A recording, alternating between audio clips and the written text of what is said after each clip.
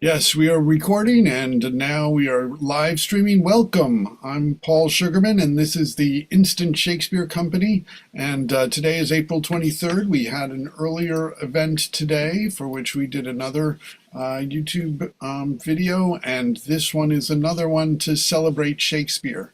And because Shakespeare's work's worth celebrating, and Jackie has got us, we're doing going to be her, she and I will be doing a scene from Merry Wives of Windsor. So, Jackie, is anything you want to say to introduce it, or? No, no, no. We're doing a scene between Mistress Quickly and Falstaff. Okay. All right, here we go. Give your worship good morrow. Ah, good morrow, good wife. Not so, and it please your worship. A good maid, then.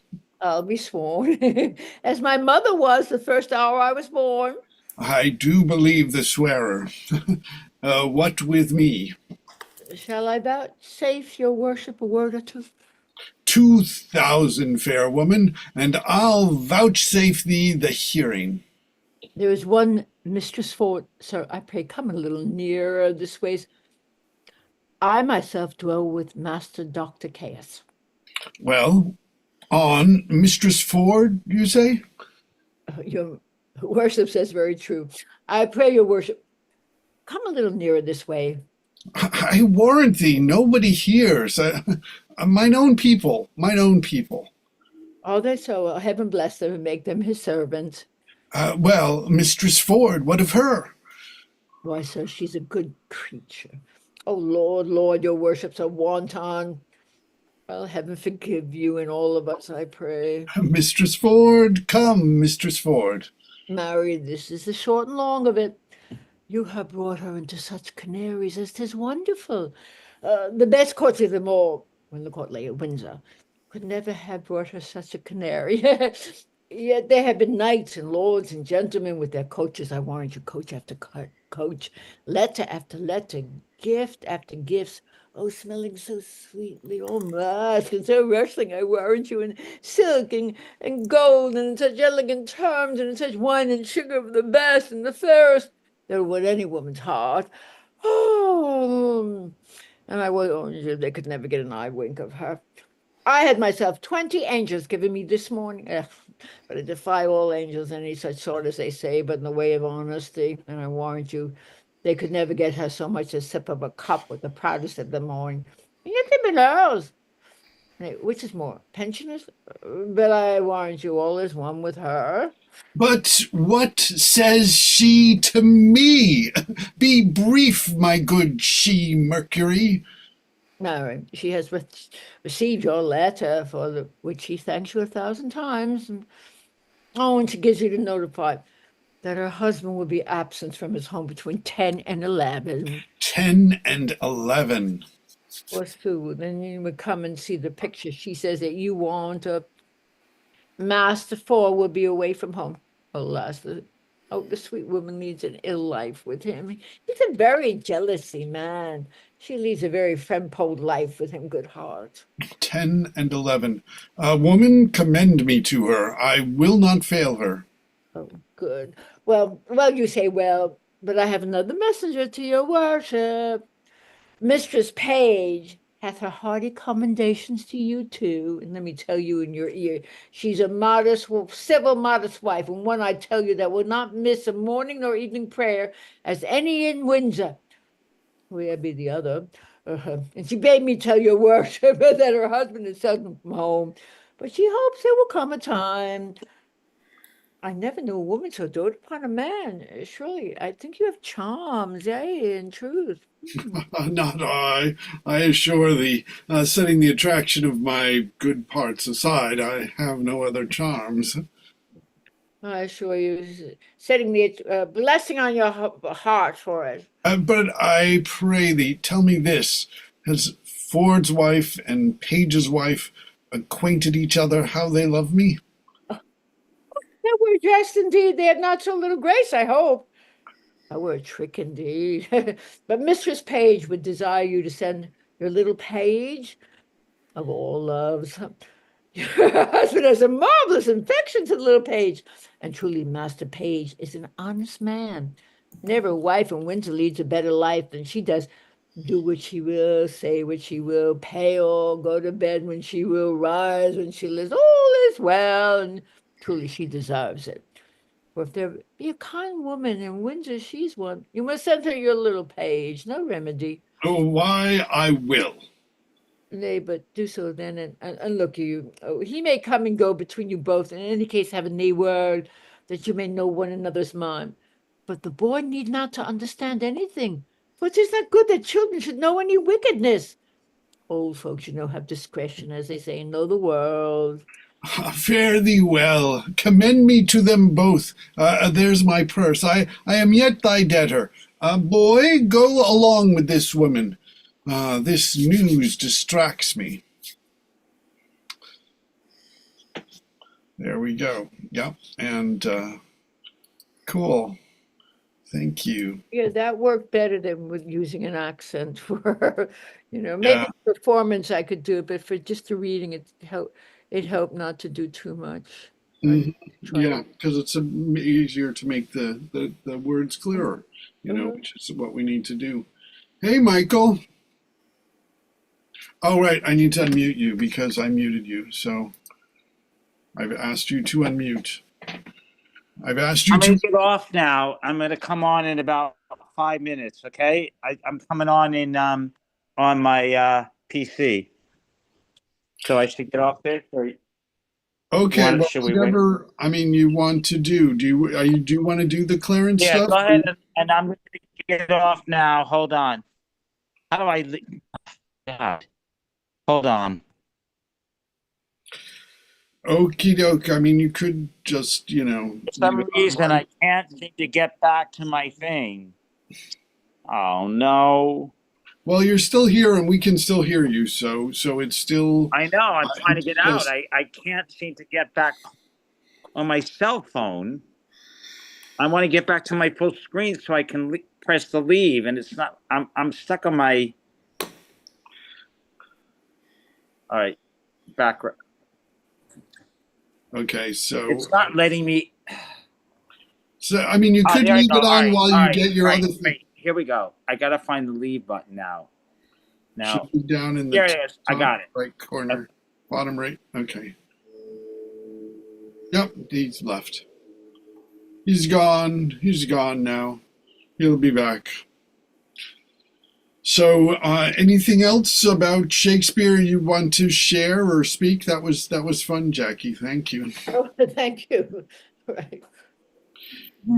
It's such a wild. No, I have to really think, I could use a little direction on that one because that's one that needs an outside look in terms of how her character, Mistress Quickly, and how she relates to him. You know, she's probably, she's probably a little flirty with him and pretends to, she knows she's doing a trick on him and pretending to be naughty man, and there's just so many different colors that could be played with her. Yeah, so many interesting little things. Like, oh, but the boy can be the little go-between, but don't let the little kid shouldn't know of the wickedness that older folks do. Yeah, right. That's true. That's more of a. It's such a yeah. It is, 'cause she's I would need to lift her in certain areas, but as I said, that's like it's really, really hard unless you're like in the play itself or in a scene class where you're working on it with somebody to like find out all the colors of this character, and she has a lot of colors, of how I should look at some of the like Judy Dench. I wonder if she probably has done Mistress Quickly or something. I should yeah. look I at some think of these so. actresses. So many different. They work with so many different directors with so many different ideas of how to make this woman seen in some ways. Well, and she is very different in all. She's one of the few characters who's actually in four plays. Uh-huh. Just like Margaret is in four plays with the three Henry Right. VI plays and Richard III, and also Mistress Quickly is in Right. 4 plays because she's in the 2 Henry IV plays, Merry Wives of Windsor and Henry V. Falstaff is just in 3, and I guess so, and also Pistol's just in 3, and so Bardolph and Nym are also in 4. But What are the other plays that she's in? well, Henry IV, parts 1 and 2, and then Henry of course IV. Henry V. Part 1 and 2, and Henry V. I Yes, think I know that one. That's after Falstaff dies. yes, that's that speech. Yes, Right, right. yeah, that's a great scene, and Yeah, it's but she's so different in that trying particular. to promote you, Michael. I'm trying. She's very, very different in that particular one. Some of them she has. I think in she has a tougher aspect. Some of them she's very different in certain ones. Yeah, like because in Henry IV, there's the Henry IV part 2. There's the whole part where she's got Fang and Snare trying to arrest Falstaff, and Right, right. hey, Michael, welcome. Hi. I'm doing it without my without any background. I got a question. Do you have a copy of? I can't find it. Did you send it? Because I can't find it in my email. The Comedy of Errors. Comedy of Errors. I no, I didn't. I will send that to you. Does anybody else need that or? I've got it. I may have it somewhere in my computer, but I never know how to find it because I tried to find another one and they all just come up as the same title. They don't say Comedy of Errors. I can't tell. Yeah, It is. I'll, Probably do have it from years ago. Whatever. Maybe not. I don't know. Maybe I'll need a computer. let me just find it and I will send it to you. Right. Um, Download. Oh. So who's playing what? Meanwhile, anybody know? So yes, who wants to play what? I mean, we've got I want to play. What's his name? Which play is this? Which Comedy one? of Errors. I guess Oh, Michael. So Comedy. you're not going to do the other. I have. What page are you on that one? Well, no, I think we're going to do the whole play, right? Oh, okay. It's only 84 pages. All right. It's a short one. Yeah. Let me just. At the beginning, I wanted to play either the Merchant or the Duke, whichever you see fit to give me. Adriana. I'm sorry. I'm just having. I'm trying to find this play for. The Duke, when they did it in the park, he played him like a kind of a mafia godfather. It worked great. The one in the park, the one Yeah. with Hamish and Yes. Jesse Tyler Ferguson. Yes, I like that one very much. You know what I loved about the staging of that? Daniel Sullivan is such a great director. That long monologue, he's got all these guards standing around while he tells his whole story. So if you're sitting on the sides, you're blocked if you're by one of the actors who's playing one of the the gang who's guarding him. So Daniel Sullivan made sure to have them react, and every time they react, oh shit, move around a little bit. Oh, God, I can't. So they open up a new sight line. It was beautiful. It was great. Hey, Paul, what if I did Adriana and Jennifer did Luciana? Would that work since you guys are doing the male parts? Yeah, sounds. Is that good for you, Jennifer? Okay. Do Luciana and I'll do Adriana. All right. All right. Okay. Do you have the script? Yeah, the script. How do you have your installed? I'm jealous. You could find it in your computer? Yeah, well, I just emailed it to you, Michael, so you should have it now. I may even have to. Thank you, brother. Hold on. I'll go get it right now. Let me see. I'm fetching it. Here it is.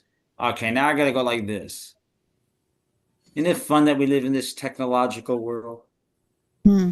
Yeah. I mean, really, we couldn't do this before, It's true. It's frustrating when it doesn't work. Mhm. Then it's like, So yeah, so let's so we okay, we'll see if other people come in, they can do that.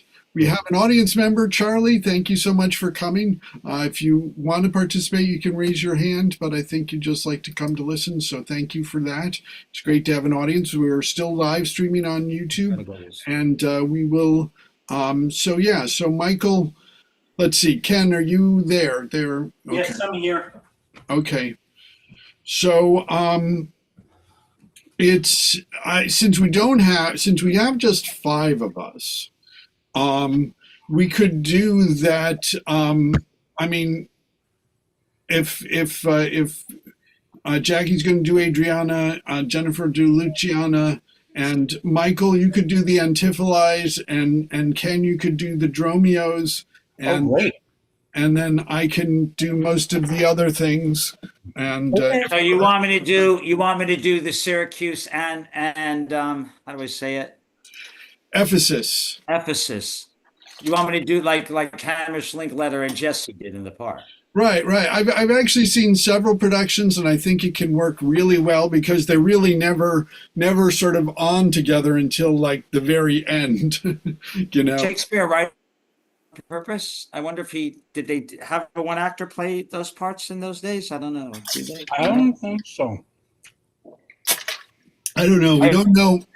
We have very little sort of thing where, I mean, the one sort of record we have about that a performance of this, that they tried to do it at Gray's Inn, which was kind of like the lawyers' bar as part of some event, and that the lawyers were all so drunken and rowdy that they weren't able to finish the play.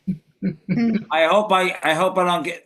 I haven't this in a while, so I hope I don't screw up. Be patient with me because I'm going to get all my personalities mixed up. Well, Yeah. Much says it. All right. Yeah, I'll know who. I mean, for the first part, I'm only Syracuse, right? Yeah. And at the first scene, Ken, why don't you do the Duke and I'll do the Merchant? Okay. You actually have more confusion. Who's doing the Dromios? Ken? Yes. So you have more confusion. You have a heart of confusion at the beginning because you play both Dromios. Mm-hmm. So mine's a little easier. All right.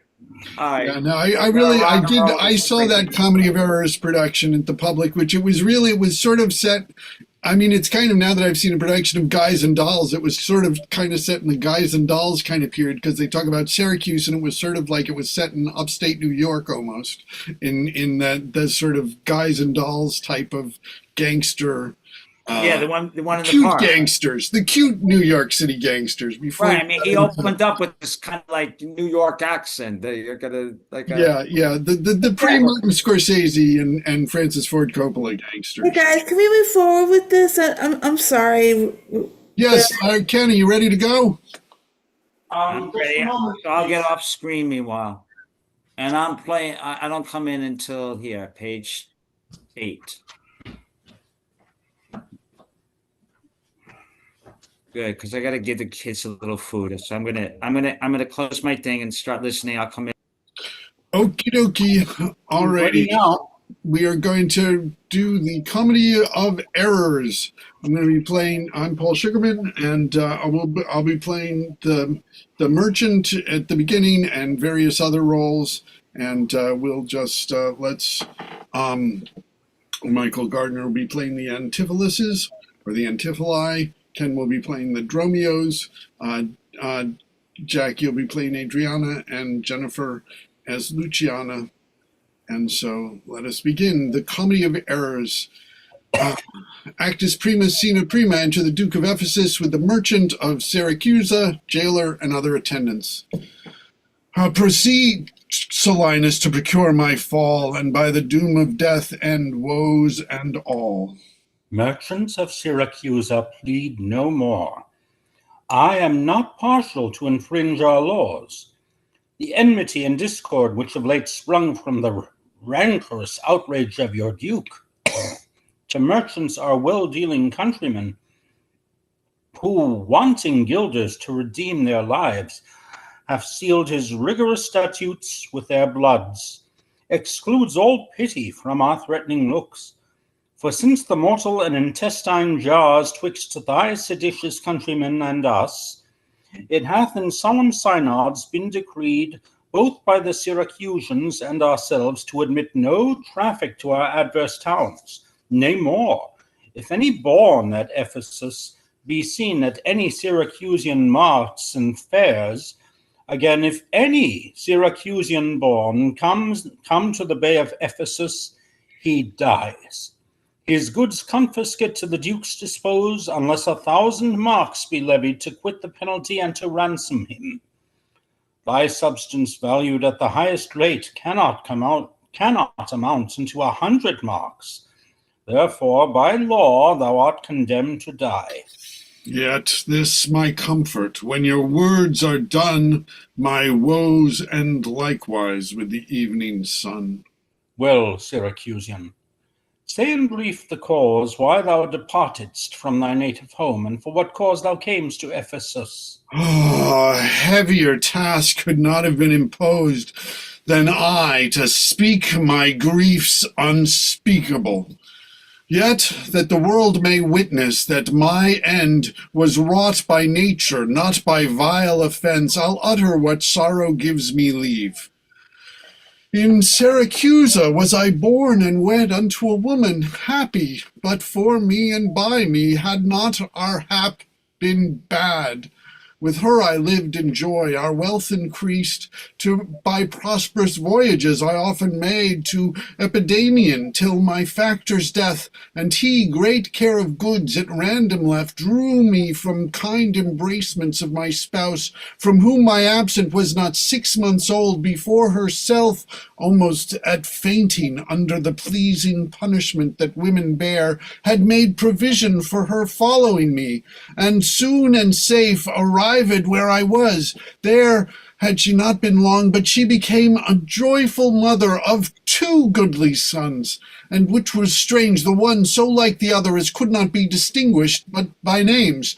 That very hour in that selfsame inn a mean woman was delivered of such a burthen male, twins both alike. Those, for their parents were exceeding poor, I bought and brought up to attend my sons. My wife, not meanly proud of 2 such boys, made daily motions for our home return. Unwilling, I agreed.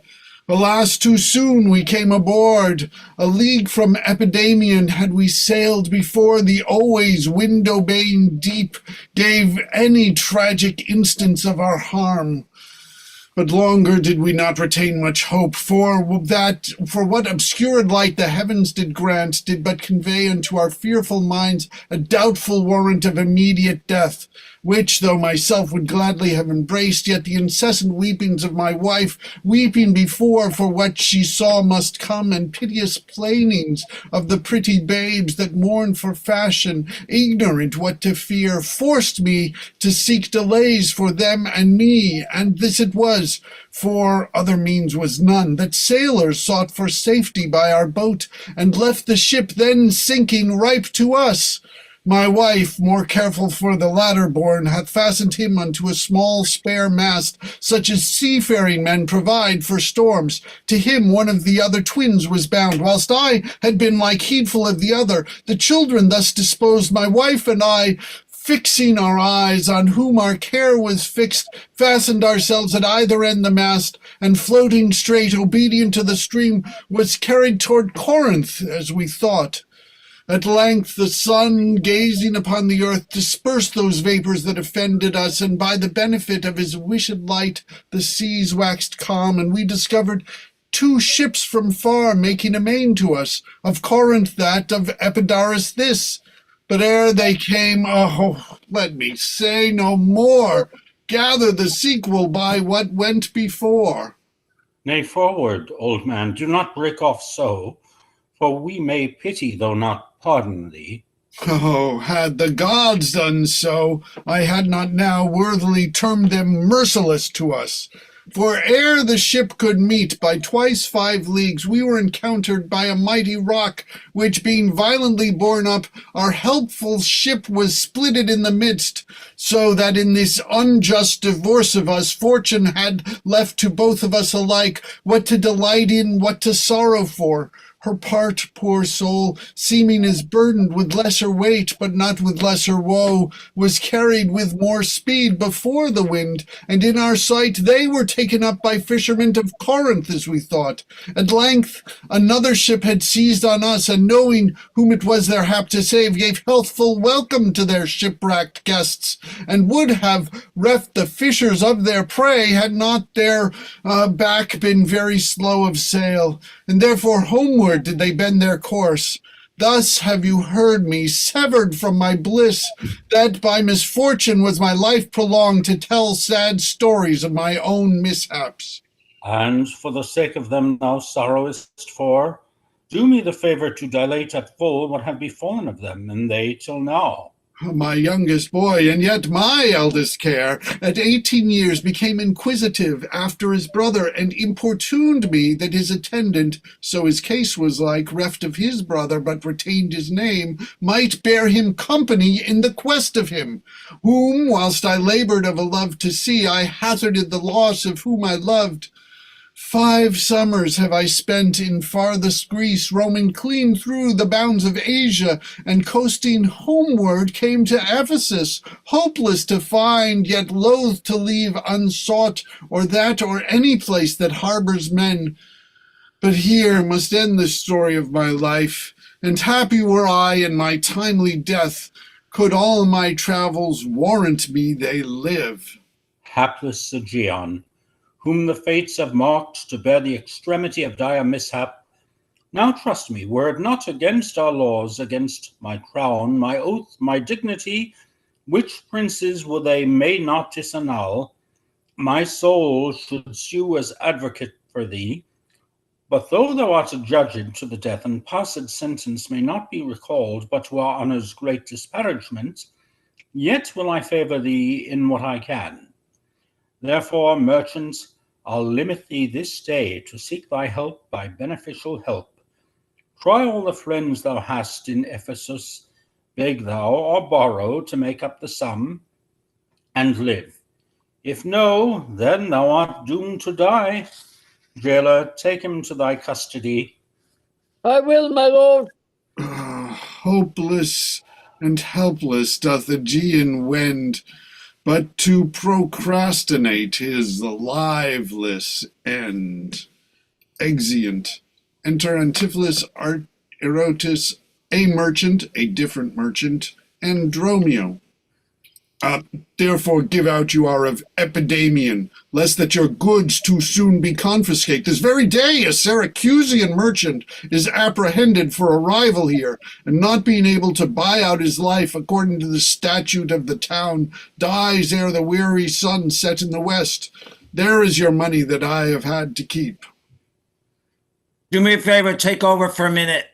Take over for a minute. I'm not ready. I take over, and I'll come in as soon as I can.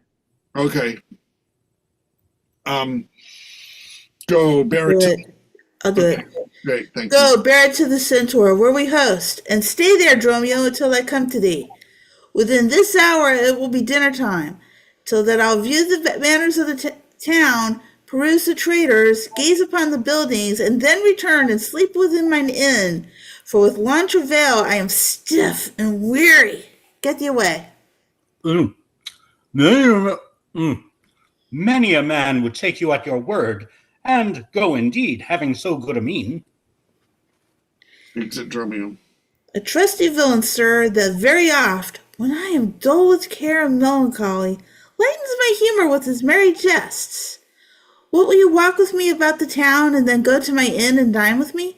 I am invited, sir, to certain merchants of whom I hope to make much benefit. I crave your pardon. Soon at 5 o'clock, please you, I'll meet with you upon the mart, and afterward consort you till bedtime. My present business calls me from you now. Farewell till then. I will go loose myself and wander up and down to view the city. Sir, I commend you to your own content. He that commends me to mine own content commends me to the thing I cannot get. I, to the world, am like a drop of water that in the ocean seeks another drop, who failing there to find his fellow forth, unseen, inquisitive, confounds himself. So I, to find a mother and a brother in quest of them, unhappy, loose myself. Enter Dromio of Ephesus. Here comes the almanac of my true date. What now? How chance thou art returned so soon? Return so soon? Rather approach too late. The capon burns. The pig falls from the spit. The clock hath struck 12 upon the bell. My mistress made it 1 upon my cheek. She is so hot because the meat is cold. The meat is cold because you come not home. You come not home because you have no stomach. You have no stomach, having broke your fast. But we that know what 'tis to fast and pray are penitent for your default today. Stop in your wind, sir. Tell me this, I pray.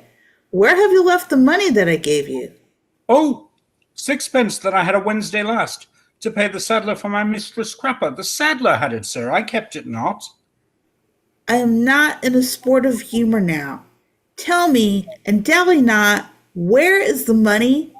We being strangers here, how darest thou trust so great a charge from thine own custody? I pray you jest, sir, as you sit at dinner. I from my mistress come to you in post. If I return, I shall be post indeed, for she will scour your fault upon my pate. Methinks your maw, like mine, should be your cook and strike you home without a messenger. Come, Dromio, come. These jests are out of season. Reserve them till a merrier hour than this. Where is the gold I gave in charge to thee? To me, sir? Why, you gave no gold to me. Come on, sir knave, have done your foolishness, and tell me how thou hast disposed thy charge. My charge was but to fetch you from the mart, home to your house, the Phoenix, sir, to dinner. My mistress and her sister stays for you. Now, as I am a Christian, answer me, in what safe place you have bestowed my money, or I shall break that merry sconce of yours that stands on tricks when I am undisposed. Where is the 1,000 marks thou hadst of me? I have some marks of yours upon my pate, some of my mistress marks upon my shoulders, but not 1,000 marks between you both. If I should pay your worship those again, perchance you will not bear them patiently. Thy mistress marks? What mistress, slave, hast thou? Your worship's wife, my mistress at the Phoenix, she that doth fast till you come home to dinner, and prays that you will hie you home to dinner. What, wilt thou flout me thus into my face, being forbid? Dare that take you, that sir knave? Oh, what mean you, sir? For God's sake, hold your hands. Nay, and you will not. I'll take my heels. Ah! Upon my life, by some device or other, the villain is o'erwrought of all my money. They say this town is full of cozenage, as nimble jugglers that deceive the eye, dark working sorcerers that change the mind, soul-killing witches that deform the body, disguised cheaters parading mountebanks, and many such like liberties of sin. If it proves so, I will be gone the sooner. Out to the centaur to go seek this slave. I greatly fear my money is not safe. Exit Actus Secundus. Enter Adriana, wife to Antipholus Sareptus, with Luciana, her sister. Neither my husband nor the slave returned. That in such haste I sent to seek his master. Sure, Luciana, it is 2:00. Perhaps the merchant hath invited him, and from the mart he's somewhere gone to dinner. Good sister, let us dine, and never fret. A man is master of his liberty. Time is their master, and when they see time, they'll go or come. If so, be patient, sister, Why should their liberty than ours be more? because their business still lies out a door. Look, when I serve him, he takes it thus. Oh, no, he is the bridle of your will. There's none but asses will be bridled so. Why, headstrong liberty is lashed with woe. There's nothing situate under heaven's eye, but hath is bound in earth and sea and sky. The beasts, the fishes, and the winged fowls are their male subjects and at their controls.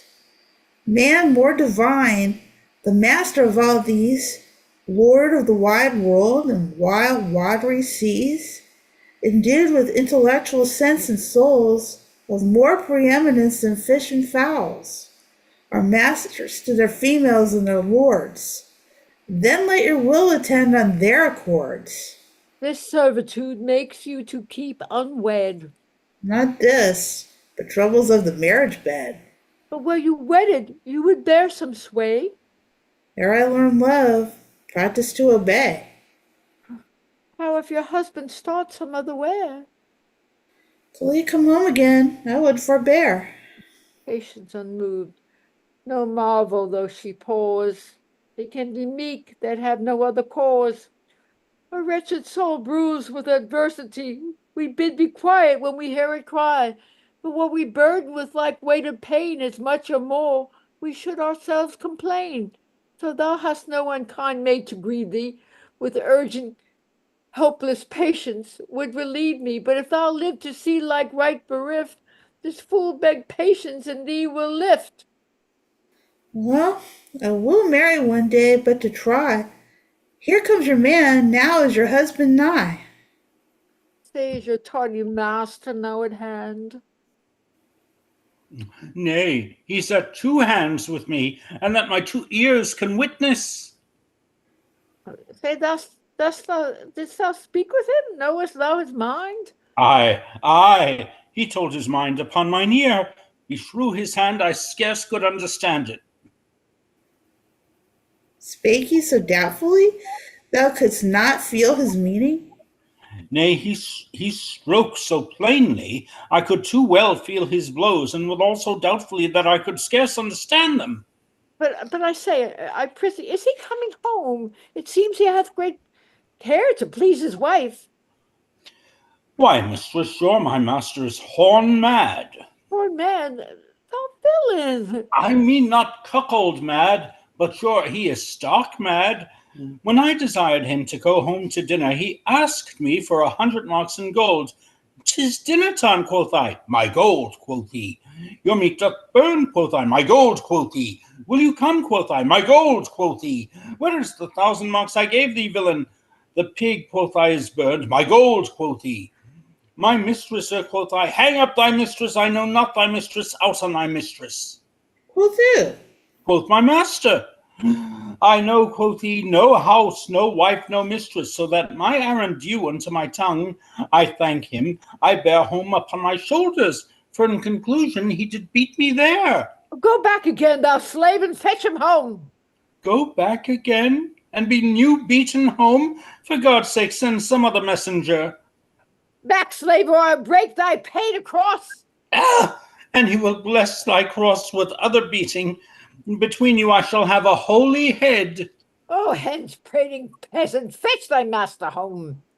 Am I so round with you as you with me, that like a football you do spurn me thus?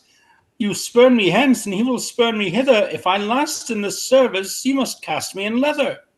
Fie, how impatience lowereth in your face. His company must do his minions grace, whilst I at home starve for a merry look. Hath homely age the alluring brood he took from my poor cheeks? Then he hath wasted it. Are my discourses dull, barren my wit? If voluble in shape discourse be marred, unkindness blunts it more than marble hard. Do their gay vestments his affections bait? That's not my fault, he's master of my state. What ruins are in me that can be found by him not ruined? And is he the ground of my defeatures, my decayed fare? A sunny look of his would soon repair. But too unruly dear, he breaks the pail and feeds from home. Poor I am, but his stale. Self-harming jealousy. Fie, beat it hence. Oh, unfeeling fools can with such wrongs dispense. I know his eye doth homage otherwhere, or else what lets it but he would be here. Oh, sister, you know he promised me a chain. With that alone a love he would detain. So he would keep fair quarter with his bed. I see the jewel best enameled will lose his beauty, if the gold bides still that others touch and often touching will. Where gold and no man that hath a name, by falsehood and corruption doth it shame. Since that my beauty cannot please his eye, I'll weep what's left away and weeping die. How many fond fools serve mad jealousy? Exit. Enter Antipholus Erotus. The gold I gave to Dromio is laid up safe at the Centaur, and the heedful slave is wandered forth and care to seek me out by computation in my host's report. I cannot speak with Dromio, since at first I sent him from the mart. See, here he comes. Ah, how now, sir? Is your merry humor altered? As you love strokes, so jest with me again. You know no centaur, you receive no gold. Your mistress sent to have me home to dinner. My house was at the Phoenix. Was thou mad? Did thou so madly thou just answer me? What answer, sir? When spake I such a word? Even now, even here, not half an hour since. I did not see you since you sent me hence home to the Centaur with the gold you gave me. Villain, thou dost deny the gold's receipt, and toldst me of a mistress and a dinner, for which I hope thou felt I was displeased. I am glad to see you in this merry vein. What means this jest? I pray you, master, tell me. Yeah, dost thou jeer and flout me in the teeth? Thinks he I jest? Dost thou take thou that and that? Hold, sir, for God's sake. Now your jest is earnest.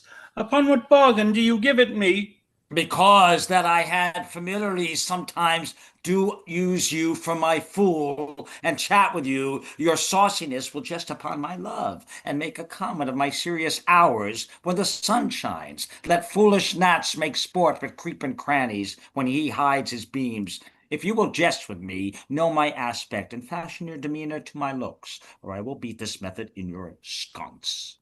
Sconce, call you it? So you would leave battering, I had rather have it ahead, and you use these blows long. I must get a sconce for my head, and ensconce it too, or else I shall seek the wit in my shoulders. But I pray, sir, why am I beaten? Dost thou not know? Nothing, sir, but that I am beaten. Shall I tell you why? Aye, sir, and wherefore? For they say every why has a wherefore. Why, first for flouting me, and then wherefore for urging it the second time to me. Was there ever any man thus beaten out of season, when in the why and the wherefore is neither rhyme nor reason? Well, sir, I thank you. Thank me, sir, for what? Marry, sir, for this something that you gave me for nothing. I'll make you amends next to give you nothing for something. But say, sir, is dinner time? No, sir, I think the meat wants that I have. In good time, sir. What's that? Basting. Well, sir, then 'twill be dry. If it be, sir, I pray you eat none of it, Your reason? lest it make you choleric, and purchase me another dry basting. Well, sir, learn to jest in good time. There's a time for all things. I durst have denied that before you were so choleric. By what rules, sir? Marry, sir, by a rule as plain as the plain bald pater Father Time himself. Let's hear it. There's no time for a man to recover his hair that grows bald by nature. May he not do it by fine and recovery? Yes, to pay a fine for a periwig and recover the lost hair of another man. Why is time such a niggard of hair, being, as it is, so plentiful in excrement? Because it is a blessing that he bestows on beasts, and what he hath scanted them in hair, he hath given them in wit. Why, but there is many a man hath more hair than wit. Not a man of those, but he hath the wit to lose his hair. Why thou didst conclude hairy men plain dealers without wit? The plainer dealer the sooner lost, yet he loseth it in a kind of jollity. For what reason? For two, and sound ones too. Nay, not sound, I pray you. Sure ones then. Nay, not short of a thing falsing. Certain ones, then. Name them. The one, to save the money that he spends in trying, the other, that at dinner they should not drop in his porridge. You would all this time have proved there is no time for all things. Marion did, sir, namely in no time to recover hair lost by nature. But your reason was not substantial. Why, there is no time to recover. Thus I meant it. Time himself is bald, and therefore to the world's end will have bald followers. I knew 'twould be a bald conclusion. But soft, who else is yonder? Enter Adriana and Luciana.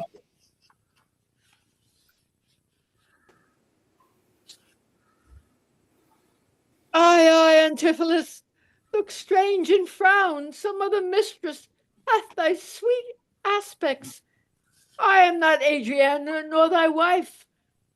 The time was once when thou, unurged, wouldst vow that never words were music to thine ear, that never object pleasing in thy eye, that never touch well welcome to thy hand, that never meat unsavored in thy taste, unless I spake, or looked, or touched, or carved to thee. How comes it now, my husband? Oh, how comes it that thou art then estranged from thyself? Thyself I call it, being strange to me, that undividable, incorporate, and better than thy dear self's better part. Oh, do not tear away thyself from me. For know my love is easy. Mayest thou fall a drop of water in the breaking gulf, and take unmingled thence that drop again without addition or diminishing, as take from me thyself and not me too. How dearly would it touch thee to the quick, shouldst thou but hear I was licentious, and that this body consecrate to thee by ruffian lust should be contaminate.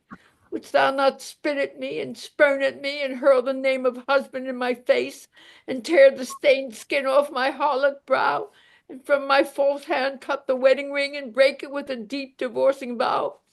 I know thou canst, and therefore see thou do it. I am possessed with an adulterate blot. My blood is mingled with the crime of lust. For if we two be one, and thou play false, I do digest the poison of thy flesh, being strumpetted by thy contagion. Keep then fair league and truce with thy true bed. I live disdained, though thou dishonored. Plead you to me, fair dame? I know you not. And if in Ephesus I am but 2 hours old, as strange unto your town as to your talk, who every word by all wit being scanned wants wit and all, one word to understand. Why, brother, how the world has changed with you. When were you wont to use my sister thus? She sent for you by Dromio home to dinner. By Dromio, By me. By thee, and this thou didst return from him, that he did buffet thee, and in his blows denied my house for his, nor me his wife? did you converse, sir, with this gentlewoman? What is the course and drift of your compact? I, sir?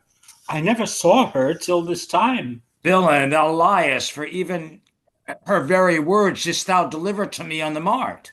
I never spake with her in all my life. Well, how can she then call us by our names, unless it is by inspiration? How ill agrees it with your gravity to counterfeit thus grossly with your slave, abetting him to thwart me in my mood? Be it my wrong, you are from me exempt, but wrong not that wrong with more contempt. Come, I will fasten on this sleeve of thine. Thou art an elm, my husband, I a vine, whose weakness, married to thy strong estate, makes me with thy strength to communicate. If aught possess thee from me, it is dross, usurping ivy, briar, or idle moss, who all for want of pruning with intrusion infect thy sap, and live on thy confusion. To me she speaks, she moves me from her theme. What, was I married to her in my dream? Or sleep by now? I think I hear all this. What error drives our eyes and ears amiss? Until I know this sure and certainty, I'll entertain the free fallacy. Dromio, go bid the servants spread for dinner. Oh, for my beads, I cross me for a sinner. This is the fairyland. Oh, spite of spites, we talk with goblins, owls, and sprites. If we obey them not, this will ensue. They'll suck our breath or pinch us black and blue. Why pratest thou to thyself and answerest not? Dromio, thou snail, thou slug, thou sot. I am transformed, master, am I not? I think thou art in mind, and so am I. Nay, master, both in mind and in my shape. Thou hast thine own form. No, I am an ape. Ooh, ooh, ooh, ooh, ooh. If thou art changed to aught, 'tis to an ass. 'Tis true she rides me, and I long for grass. 'Tis so, I am an ass. Else it could never be, but I should know her as well as she knows me. Come, no longer will I be a fool to put the finger in the eye and weep, whilst man and master laugh my woes to scorn. Come, sir, to dinner. Dromio, keep the gate. Husband, I'll dine above with you today and strive you of 1,000 idle pranks. Sirrah, if any ask you for your master, say he dines forth, and let no creature enter. Come, sister. Dromio, play the porter well. Am I in earth, in heaven, or in hell? Sleeping or waking? Matter well advised. No unto these, and to myself disguised, I'll say as they say, and preserve us so, and in this mist at all adventures go. Master, shall I be porter at the gate? Aye, let none enter, lest I break your pate. Come, Antipholus, we dine too late. Actus tertius scena prima. Enter Antipholus of Ephesus, his man Dromio, Angelo the goldsmith, and Balthazar the merchant. Oh, do I have a line first? Yes, you're Yes, you're- good Signor Angelo, you must excuse us all. My wife, when I keep not hours, say that I lingered with you at. My wife is shrewish when I keep not hours. Say that I lingered with you at your shop to see the making of her carcanet, and that tomorrow you will bring it home. Oh, but here's a villain that would face me down. He met me on the mart, and that I beat him and charged him with 1,000 marks in gold, and that I did deny my wife and house. Oh, drunkard thou, what dost thou mean by this? Say what you will, sir, but I know what I know. That you beat me at the mart, I have your hand to show. If my skin were parchment and the blows you gave were ink, your own handwriting would tell you what I think. Yeah, I think thou art an ass. Marry, so it doth appear, by the wrongs I suffer and the blows I bear. I should kick being kicked, and being at that pass, you would keep from my heels and beware of an ass. Yeah, sad, Signor Balthazar. I pray God our cheer may answer my goodwill and your good welcome here. I hold your dainties cheap, sir, and your welcome dear. Oh, Signor Balthazar, either at flesh or fish, a table full of welcome makes scarce of one dainty dish. Good meat, sir, is common that every churl affords. Oh, and welcome more common, for that's nothing but words. Small cheer and great welcome makes a merry feast.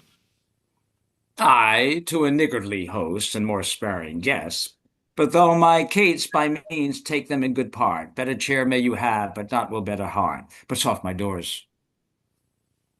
door is locked. Go bid them let us in.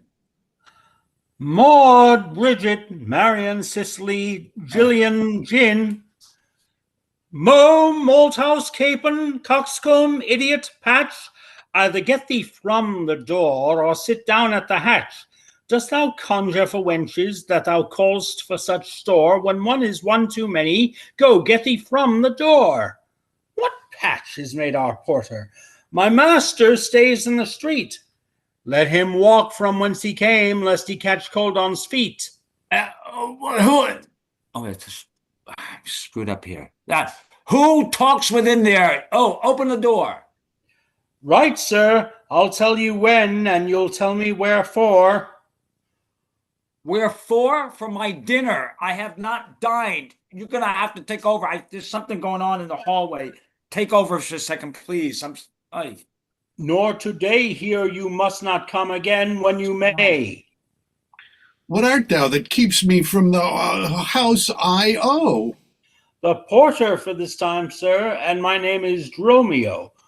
Oh, villain, thou hast stolen both mine office and my name. The one ne'er got me credit, the other mickle blame. If thou hadst been Dromio today in my place, thou wouldst have changed thy face for a name, or thy name for an ass. Enter Luce. What a coil is there, Dromio? Who are those at the gate? Let my master in, Luce. Faith, no, he comes too late. And so tell your master. Oh, Lord, I must laugh. Have it you with a proverb. Shall I set in my staff? Have it you with another? That's one? Can you tell? If thy name be called Luce, Luce thou hast answered him well. Do you hear, top of 32, Antipholus, do you hear, you minion? Do you hear, you minion? You'll let us in, I hope. I thought to have asked you. And you said no. So come help, well struck there was blow for blow. Thou baggage, let me in. Can you tell for whose sake? Master, knock the door hard. Let him knock till it ache. You'll cry for this minion if I beat the door down. What needs all that and a pair of stocks in the town? Enter Adriana. Who's at the door? Who keeps all this noise? By my troth, your town is troubled with unruly boys. Are you there, wife? You might have come before. Your wife certainly have go get you from the door. If you went in pain, master, this knave would go sore. Here is neither cheer, sir, nor welcome. We would fain have either. In debating which is best, we shall part with neither. Would they stand at the door, master? Bid them welcome hither. There is something in the wind that we cannot get in. You would say so, master, if your garments were thin. Your cake here is warm within. You stand here in the cold. It would make a man mad as a buck to be so bought and sold. Go fetch me something. I'll break ope the gate. Break any breaking here, and I'll break your knave's pate. A man may break a word with you, sir, and words are but wind, aye, and break it in your face, if so he break it not behind. It seems thou want'st breaking out upon thee hind. Here's too much out upon thee, I pray thee, let me in. I, when fowls have no feathers and fish have no fin. Well, I'll break in. Go, borrow me a crow. A crow without feather, master, mean you so? For a fish without a fin, there's a fowl without a feather.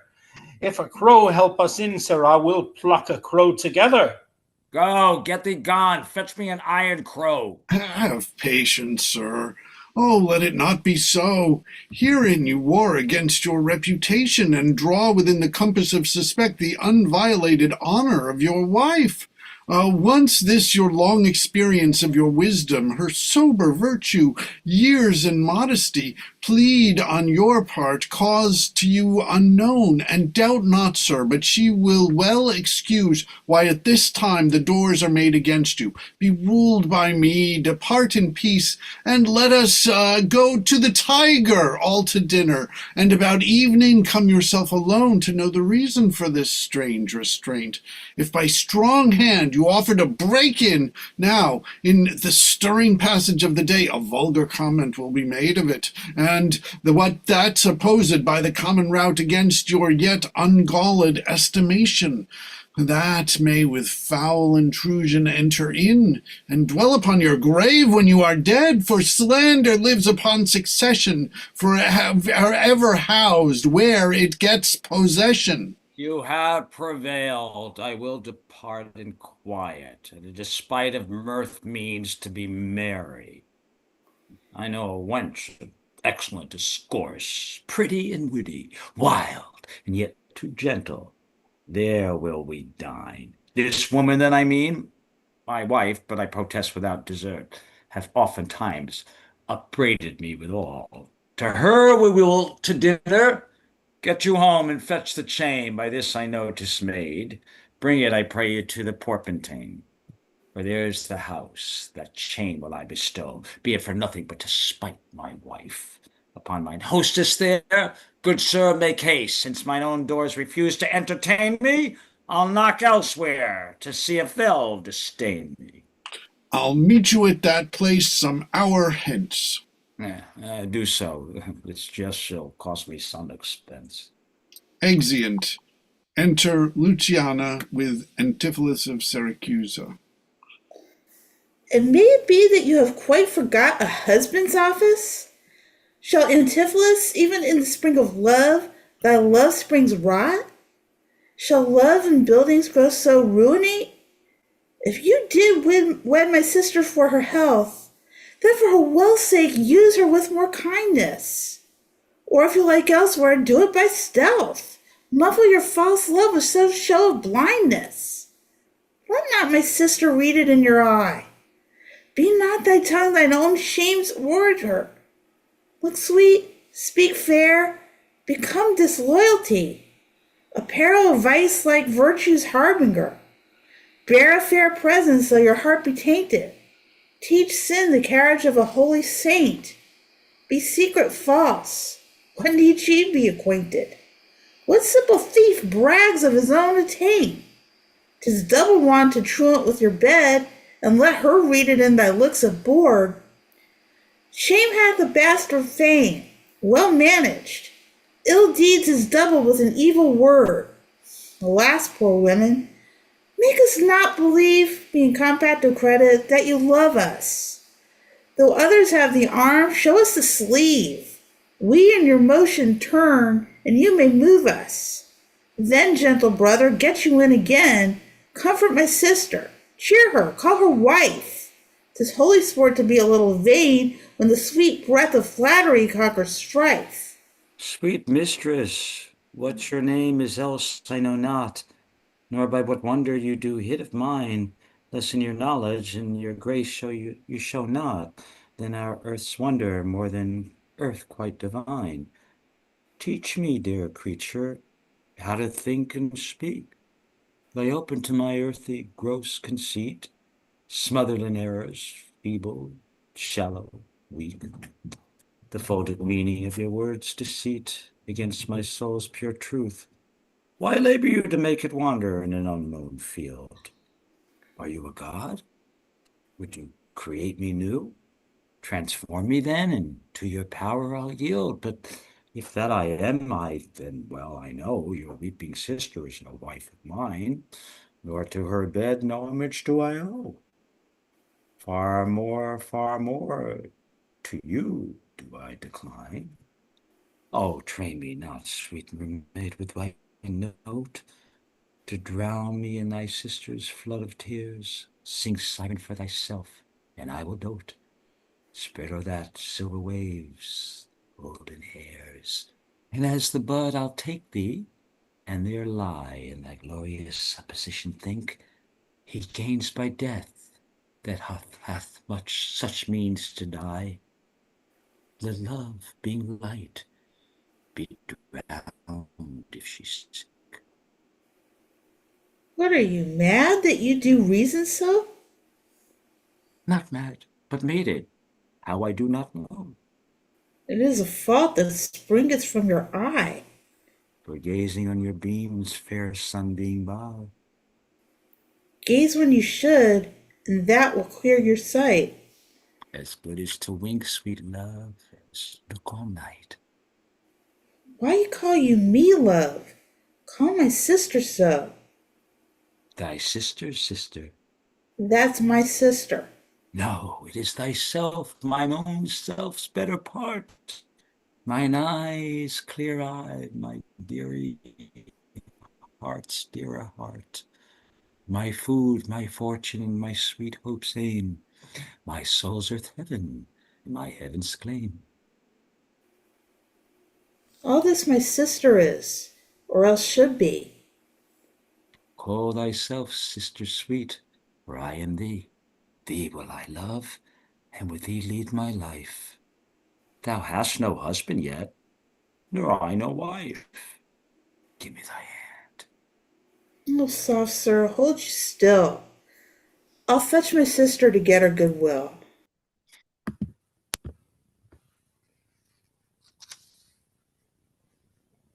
Why, how now, Dromio? Where runnest thou so fast?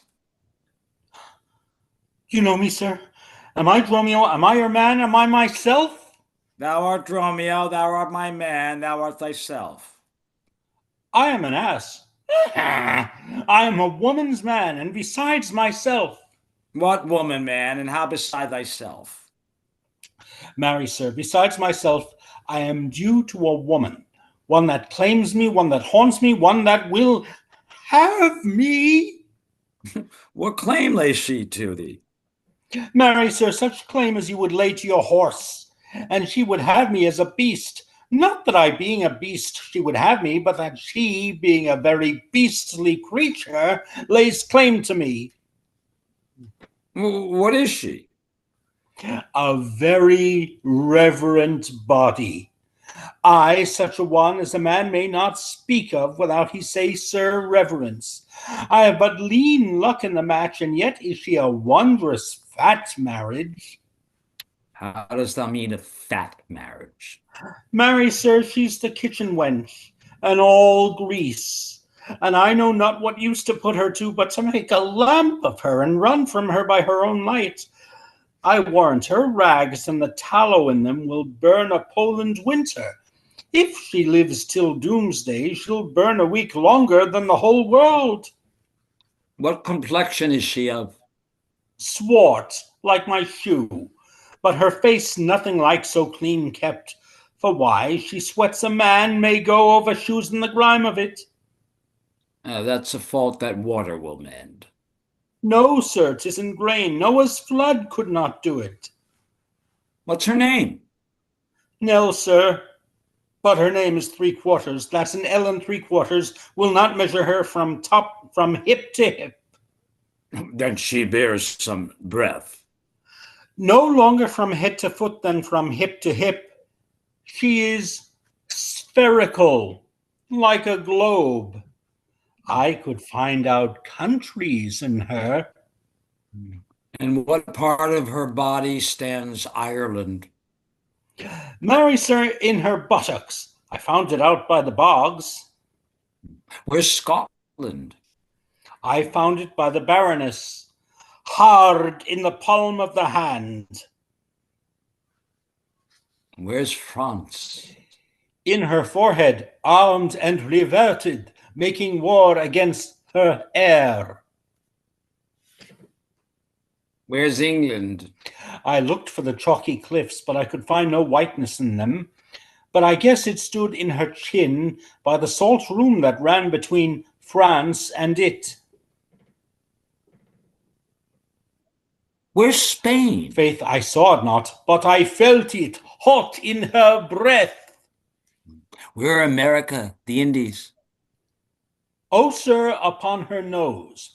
All are embellished with rubies, carbuncles, sapphires, declining their rich aspect to the hot breath of Spain, who sent whole armados of carrecks to be ballast at her nose. Where stood Belgium, the Netherlands? Oh, sir, I did not look so low. To conclude, this drudge or diviner laid claim to me, called me Dromio, swore I was assured to her, told me what privy marks I had about me, as the mark of my shoulder, the mole in my neck, the great wart on my left arm, that I amazed ran from her as a witch. And I think if my breast had not been made of faith, and my heart of steel, she had transformed me to a curtled dog, and made me turn at the wheel. Go hie thee presently, post to the road, and if the wind blows any way from shore, I will not harbor in this town tonight, if any bark put forth come to the mart, where I will walk till thou return to me. If everyone knows us and we know none, 'tis time, I think, to trudge back and be gone. As from a bear a man would run for life, so fly I from her that would be my wife. There's none but witches do inhabit here, and therefore 'tis high time that I were hence. She that doth call me husband, even my soul doth for a wife adore, but her fair sister, possessed with such a gentle sovereign grace, and such enchanting presence and discourse, has almost made me traitor to myself. But least myself be guilty to self-wrong, I'll stop mine ears against the mermaid's song. Enter Angelo with the chain. Mr. Antipholus. Aye, that's my name. Ah, Have you closed my sir, door? I know it well, sir, for lo, here's the chain. I thought to obtain you at the Porpentine. The chain unfinished made me stay thus long. What is your will that I shall do with this? What please yourself, sir, as I have made it for you. Made it for me, sir. I bespoke it not. Not once, not twice, but 20 times you have. Go home with it and please your wife withal, and soon at supper time I'll visit you, and then receive my money for the chain. I pray you, sir, receive the money now, for fear you'll never see chain nor money more. You are a married man, sir. Fare you well. Exit. What should I think of this? I cannot tell. But this I think, there's no man is so vain that would refuse so fair an offered chain. I see me a man here needs, not lit by shifts, when in the streets he meets such golden gifts.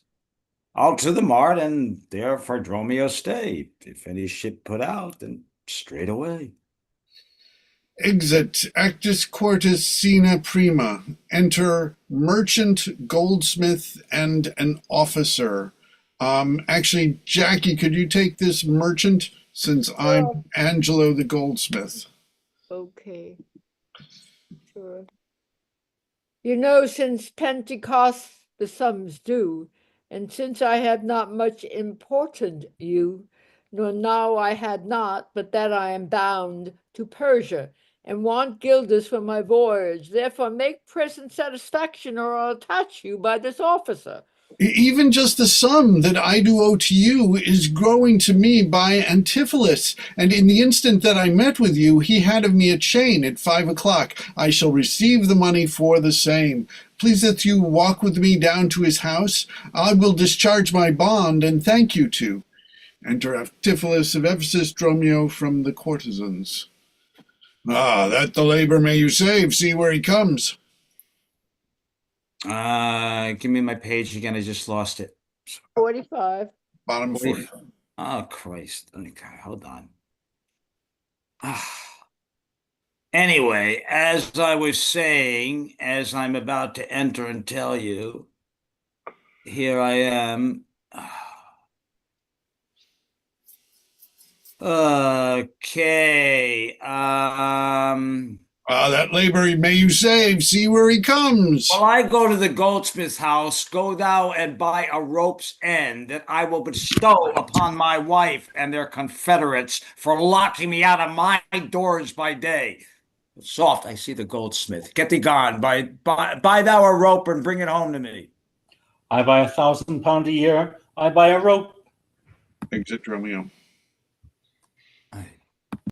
Now, okay. A man is well hope up that thrust to you. I promise your presence and the chain, but neither chain nor goldsmith came to me. Be like you thought our love would last too long if it were chained together and therefore came not? Saving your merry humor, here's the note how much your chain weighs to the utmost carat, the fineness of the gold and chargeful fashion, which doth amount to 3 odd ducats more than I stand debted to this gentleman. I pray you see him presently discharged, for he is bound to sea, and stays but for it.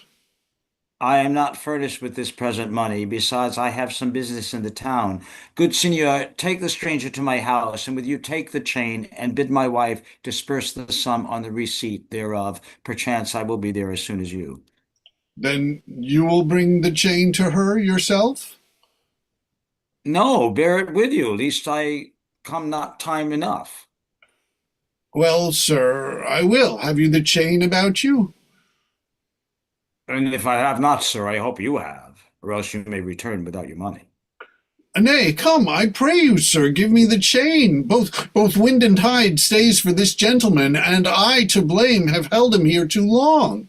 Good Lord, you use this dalliance to excuse your breach of promise to the portmanteau. I should have chid you for not bringing it, but like a shrew you first began to brawl.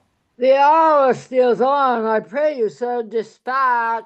You hear how he importunes me, the chain. Why, give it to my wife and fetch your money. Come, you know I gave it you even now. Either send the chain or send me by some token. Now you run this humor out of breath. Where's the chain? I pray you, let me see it. My business cannot brook this dalliance. Good sir, say where you'll answer me or no. If not, I'll lead him to the officer. I answer you? What should I answer you? The money that you owe me for the chain. I owe you none till I receive the chain. You know I gave it to you half an hour since. You gave me none. You wrong me much to say so. You wrong me more, sir, in denying it. Consider how it stands upon my credit. Officer, arrest him at my suit. I do, and charge you in the Duke's name to obey me. This touches me in reputation. Either consent to pay this sum for me, or I attach you by this officer. Consent to pay thee that I never had. Arrest me, foolish fellow, if thou darest. Here is thy fee. Arrest him, officer. I would not spare my brother in this case if he should scorn me so apparently. I do arrest you, sir. You hear the suit. I do obey thee till I give thee bail, but, sir, you shall buy the sports as dear as all the metal in your shop will answer. Sir, I shall have law in Ephesus. To your notorious shame, I doubt it not. Enter Dromio Syracusa from the bay. That's me, right? Wait. No, Dromio. Yes, Dromio. okay. Master, there's a bark of epidemium that stays but till her owner comes aboard, and then so she bears away. Our frottage, sir, I have conveyed aboard, and I have bought the oil, the balsamum, and aquavitae. The ship is in her trim. The merry wind blows fair from land. They stay for naught at all but for their owner, master, and yourself. How myself? Oh yes, how now? A madman? Why, thou peevish sheep, what ship of Epidium stays for me? A ship you sent me to hire waftage. Thou drunken slave, I sent thee for a rope, and told thee to what purpose and what end. You sent me for a rope's end as soon. You sent me to the bay, sir, for a bark. I will debate this matter at more leisure, and teach your ears to listen me with more heed. To Adrian, villain, hie thee straight, give her this key, and tell her in the desk that's covered with the Turkish tapestry there's a purse of ducats. Let her send it. Tell her I am arrested in the street, and that she'll bail me out. Hie thee, slave, be gone. On, officer, to prison till it come. To Adriana, that is where we dined, where Dauzabel did claim me for her husband. She is too big, I hope, for me to compass. Thither I must, although against my will, for servants must their masters' minds fulfill. Exit. Enter Adriana and Luciana. Oh, Luciana, did he tempt thee so? Mightest thou perceive austerely in his eye that he did plead in earnest, yea or no? Looked he or red or pale or sad or merrily? What observation madest thou in this case? Oh, his heart's meters tilting in his face. First, he denied you had in him no right. He meant he did me none, and more my spite. Then swore he that he was a stranger here. True he swore, though yet forsworn he were. Then pleaded I for you. And what said he? The love I begged for you, he begged of me. With what persuasion did he tempt thy love? With words that in an honest suit might move. First, he did praise my beauty, then my speech. Oh, did speak him fair? Have patience, I beseech. I cannot. No, I will not hold me still. Me tongue, though not my heart, shall have his will. He is deformed, crooked, old, and senile, ill-faced, worse body, shapeless everywhere, vicious, ungentle, foolish, blunt, unkind, stigmatical, and making worse in mind. Who would be jealous then of such a one? No evil lost is well when it is gone. I think him better than I say, and yet when hair in others' eyes were worse, far from her nest the lapwing cries away. My heart prays for him, though my tongue do curse.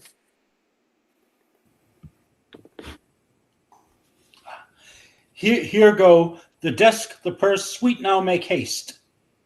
How hast thou lost thy breath? By running fast. Where is thy master, Dromio? Is he well? No, he's in totter limbo, worse than hell. A devil in an everlasting garment hath him.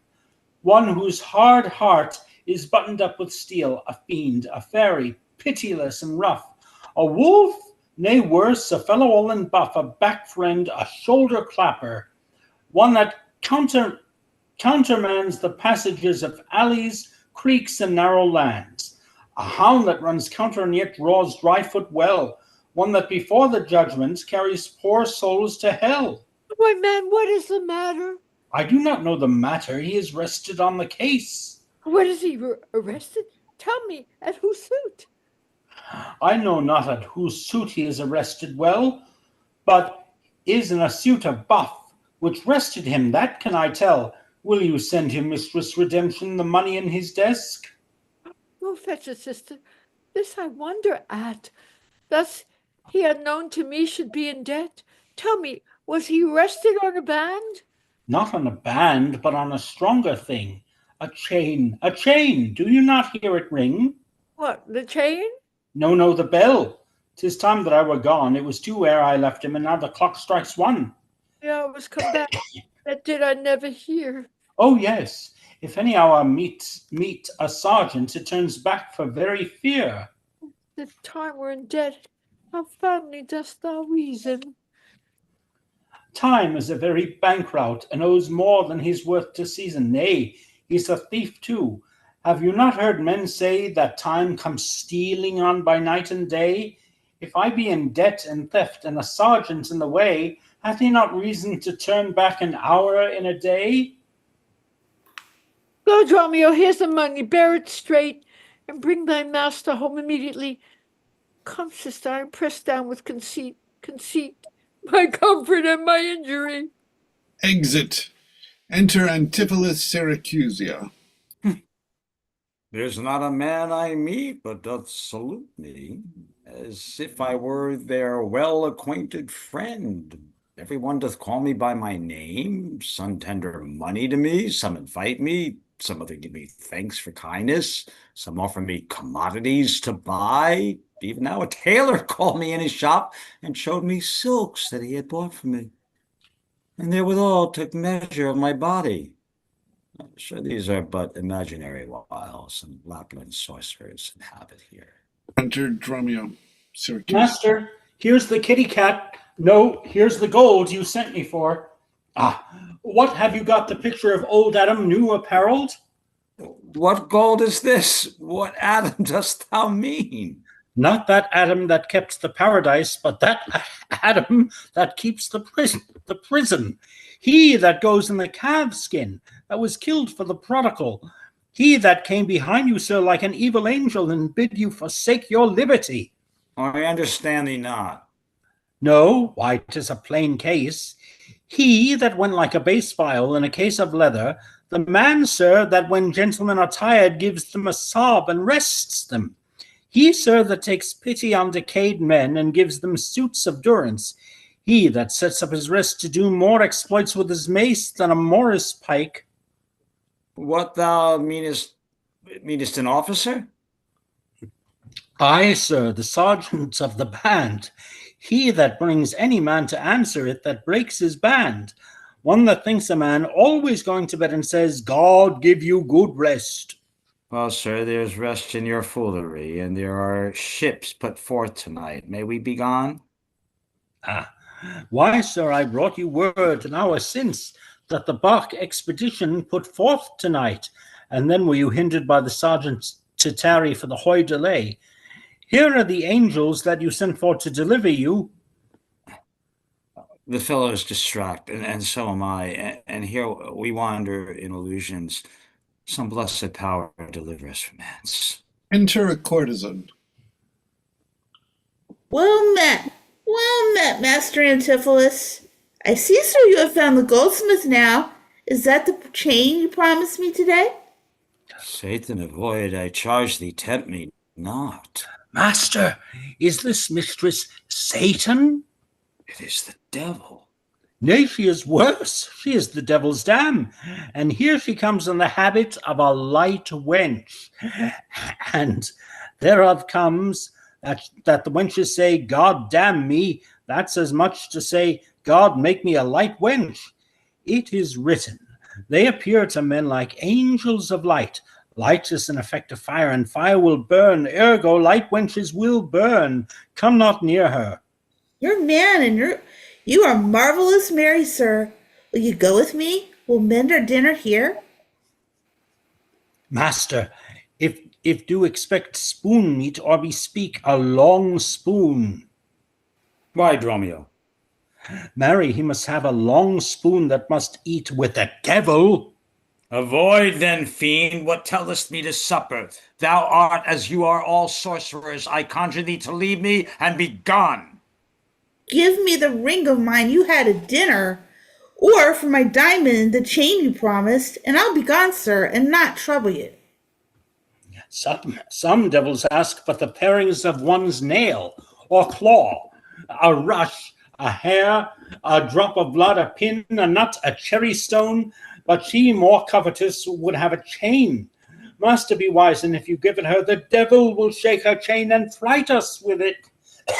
I pray you, sir, my ring, or else the chain. I hope you do not mean to cheat me so. Avaunt, thou witch. Come, Dromio, let's go. Fly, pride, says the peacock, mistress, that you know. Now out of doubt, Antipholus is mad. Else would he never so demean himself. A ring he hath of mine worth 40 ducats, and for the same he promised me a chain. Both one and the other he denies me now. The reason that I gather, he is mad. Besides this present instance of his rage, is a mad tale he told to me today at dinner of his own doors being shut against his entrance. Belike his wife, acquainted with his fits, on purpose shut the doors against his way. My way is now to hie home to his house and tell his wife that, being lunatic, he rushed into my house and took perforce my ring away. This course I fit as choose, for 40 ducats is too much to lose. Enter Antipholus Ephesus with a jailer.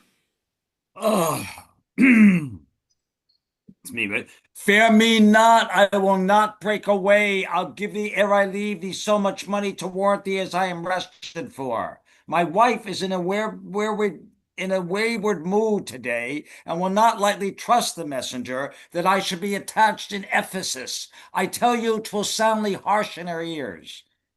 Oh, here comes my man. I think he brings the money. How now, sir, have you that I sent you for? Here's that I warrant you will pay them all. But where's the money? Why, sir, I give the money for the rope. 500 ducats, villain, for a rope? I'll serve you, sir, 500 at the rate. To what end did I bid thee hie thee home? To a rope's end, sir, and to that end am I returned. And to that end, sir, I will welcome you. Good sir, be patient. Nay, 'tis for me to be patient. I am in adversity. Good, now hold thy tongue. Nay, rather persuade him to hold his hands. Oh, thou art horse and senseless villain. I would I were senseless, sir, that I might not feel your blows. Thou art sensible in nothing but blows, and so is an ass. I am an ass indeed. You may prove it by my long years. I have served him from the hour of my nativity to this instant, and have nothing at his hand at his hands for my service but blows. When I am cold, he heats me with beating. When I am warm, he cools me with beating. I am waked with it when I sleep, raised with it when I sit, driven out of doors with it when I go from home, welcomed home with it when I return. Nay, I bear it on my shoulders as a beggar wont a rat. And I think when he hath lamed me, I shall beg with it from door to door. Enter Oh, go- Adriana, Luciana, courtesan, and a schoolmaster called Pinch. Come on, go along. My wife is coming yonder. Mistress, respice finem, respect your end, or rather the prophecy like the parrots. Beware the rope's end. Wilt thou still talk? Oh, How say you now? Is not your husband mad? His incivility confirms no less. Good Dr. Pinch, you are a conjurer. Establish him in his true sense again, and I will please you what you will demand. Lass, how fiery and how sharp he looks. Mark, how he trembles in his ecstasy. Give me your hand and let me feel your pulse. There is my hand, and let it feel your ear. I charge thee, Satan, housed within this man, to yield possession to my holy prayers, and to thy state of darkness hie thee straight. I conjure thee by all the saints in heaven. Peace, doting wizard, peace. I am not mad. Oh, that thou were not, poor distressed soul. You, minion, you, are these your customers? Did this companion with the saffron face revel and feast at my house today? Whilst upon me the guilty doors were shut, and I denied to enter in my house? Oh, husband, God doth know you dined at home. Where would you have remained until this time, free from these slanders and this open shame? Dined at home? Thou villain, what sayest thou?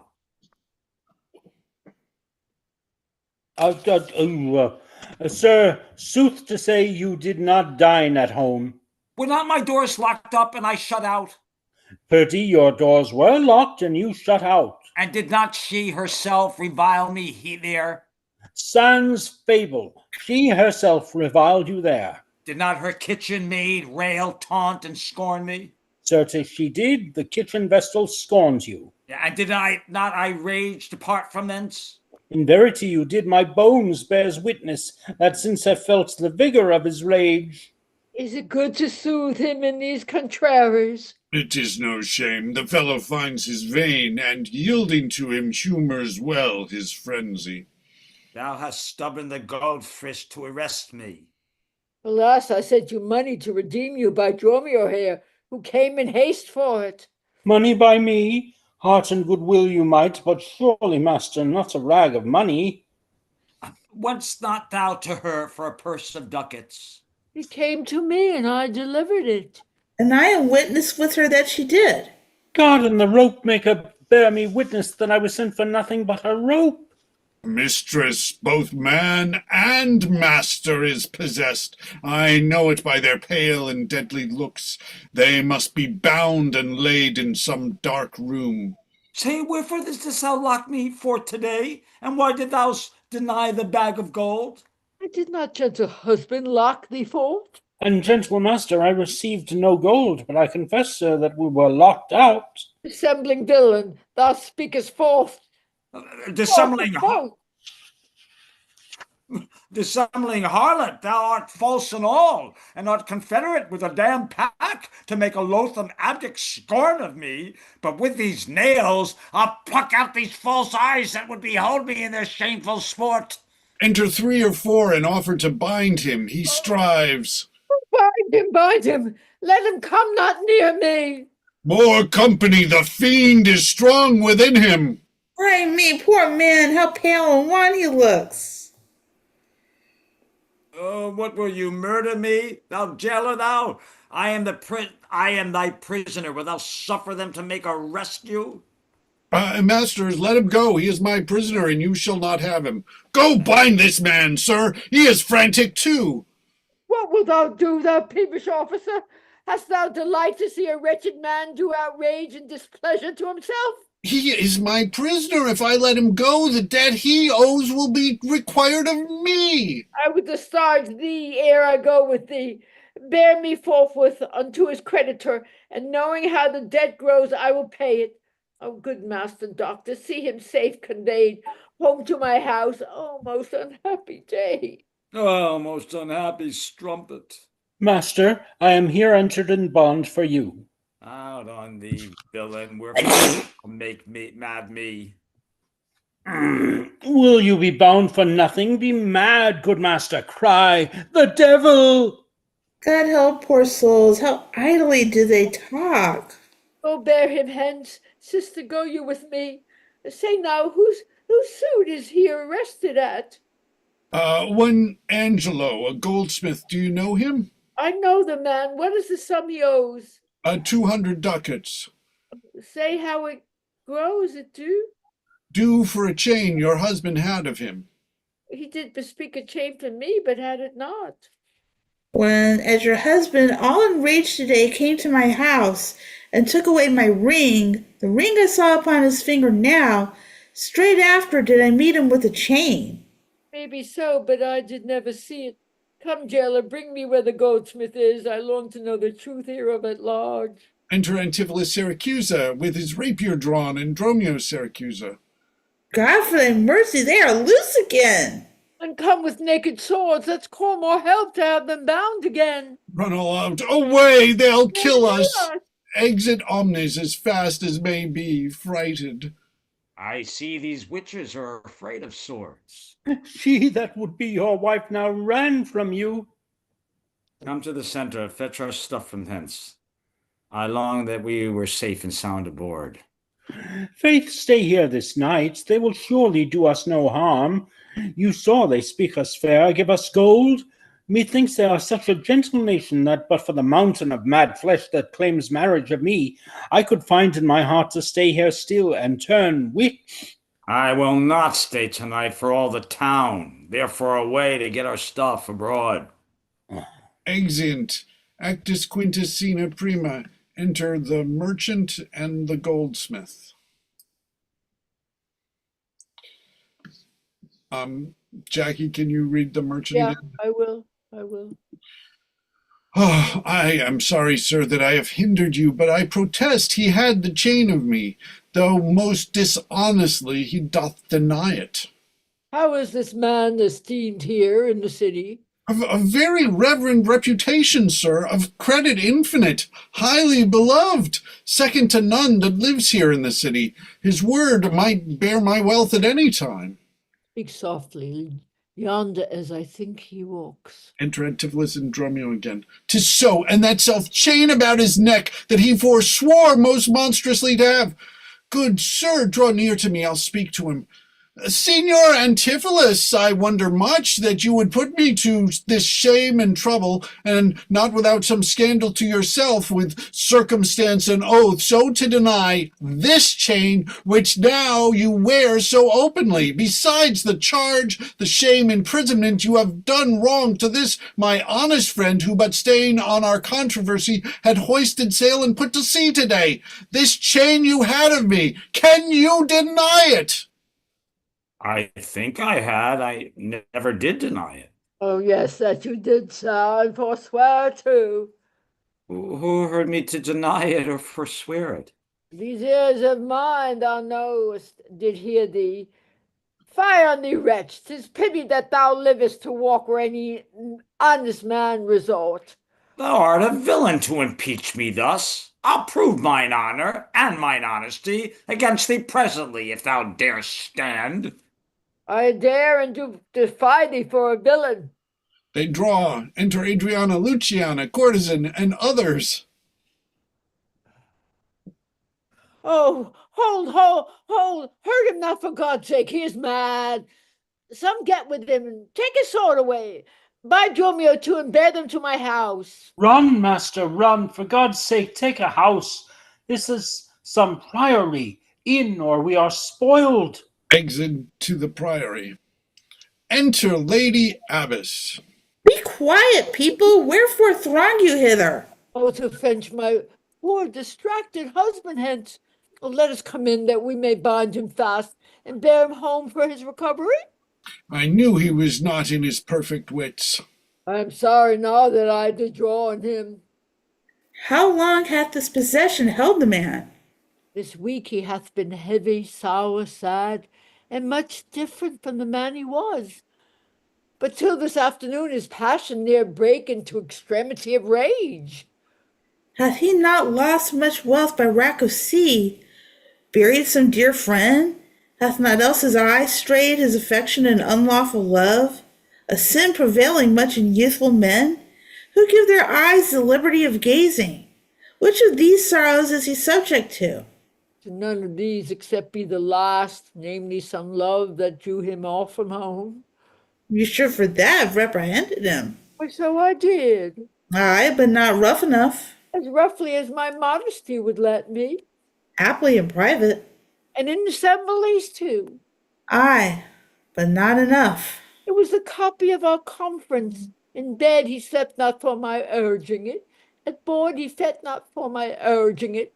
Alone it was the subject of my theme. In company I often glanced at. Still did I tell him it was vile and bad. And thereof came it that the man was mad. The venom clamors of a jealous woman, poisons more deadly than a mad dog's tooth.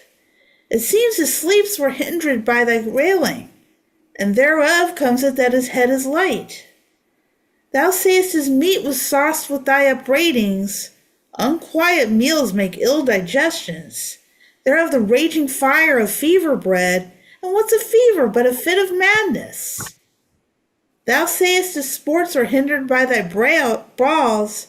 Sweet recreation barred, what doth ensue but moody and dull melancholy, kinsman to grim and comfortless despair, and at her heels a huge infectious troop of pale distemperatures and foes to life, in food, in sport, in life-preserving rest to be disturbed would mad or man or beast. The consequences, then, thy jealous fits have scared thy husband from use of wits. She hath never reprehended him but mildly, when he demeaned himself rough, rude, and wildly.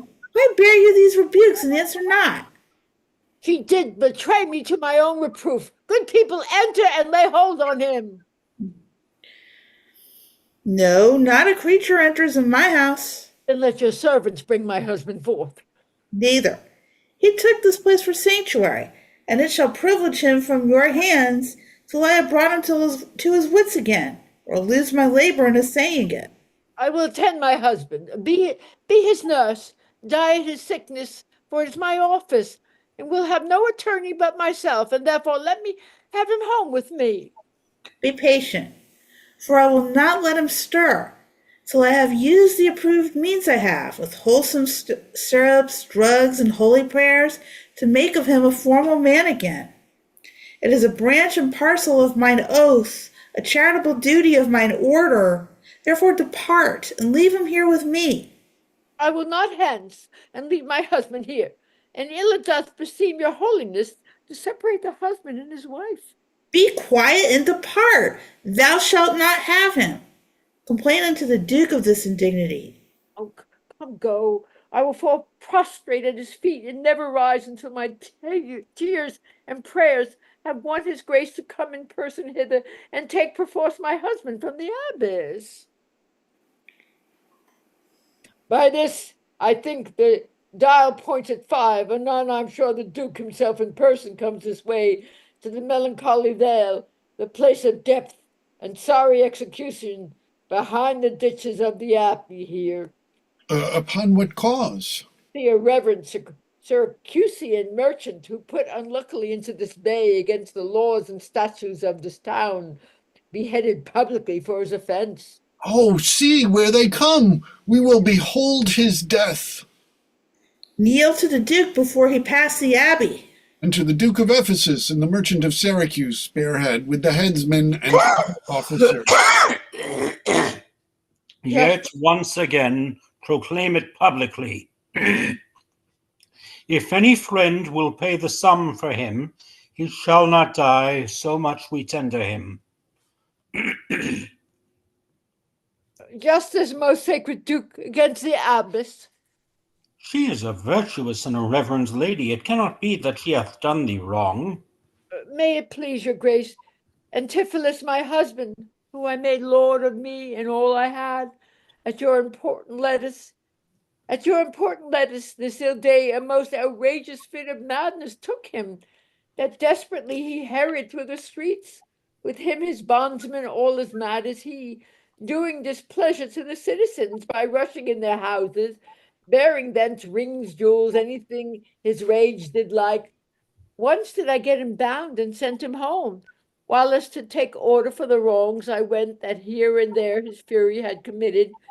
Anon I wot not by what strong escape he broke from those that had the guard of him, and with his mad attendant and himself, each one with earful passion, with drawn swords, met us again and madly bent on us, chased us away till raising of more aid we came again to bind him. Then they fled into this abbey, where we pursued them, and here the abbess shuts the gates on us, and will not suffer us to fetch him out, nor send him forth that we may bear him thence.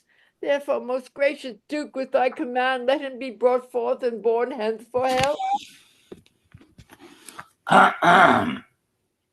Long since thy husband served me in my wars, and I to thee engaged a prince's word, when thou didst make him master of thy bed, to do him all the grace and good I could.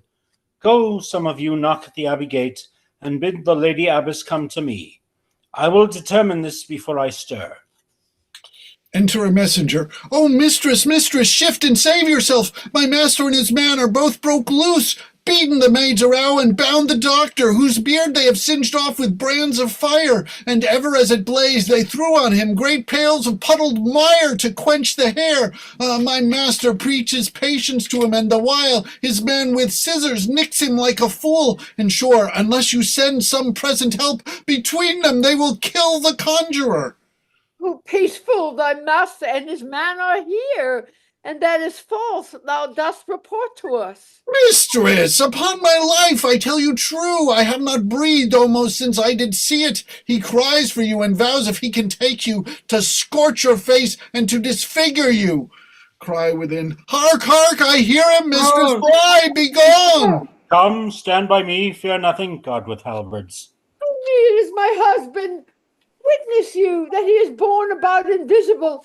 Even now we housed him in the abbey here, now he's there, past thought of human reason. Enter Antipholus and Ephesus, Dromio of Ephesus. Justice, most gracious Duke, oh grant me justice, even for the service that I long since I did thee, when I bestrid thee in the wars and took deep scars to save my life, even for the blood that I lost for thee. Now grant me justice.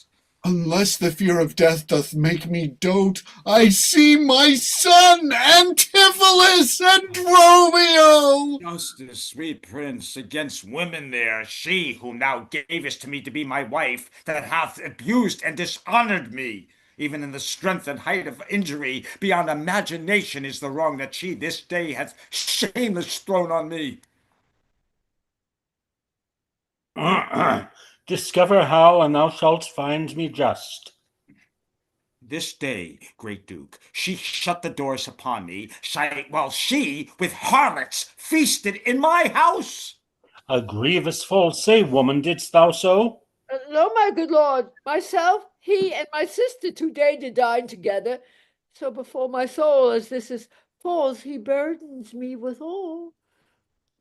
Ne'er may I look on today, nor sleep on night, but she tells to your highness simple truth. Oh, perjured woman, they are both forsworn. In this the madman justly chargeth them.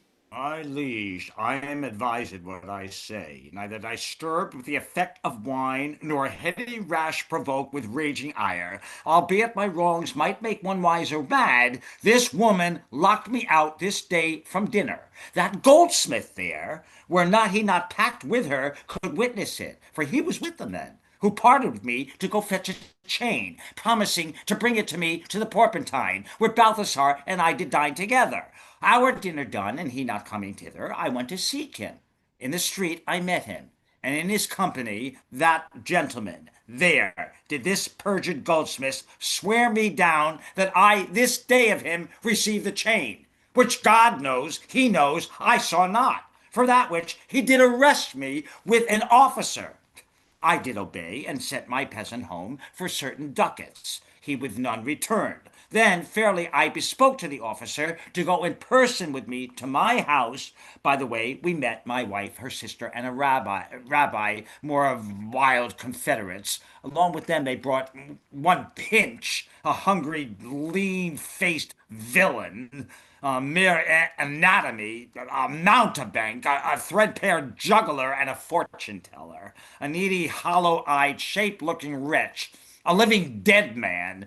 This pernicious slave took on me as a conjurer, and gazing in mine eyes, feeling my pulse, and with no face as 'twere outfacing me, cries out I was possessed.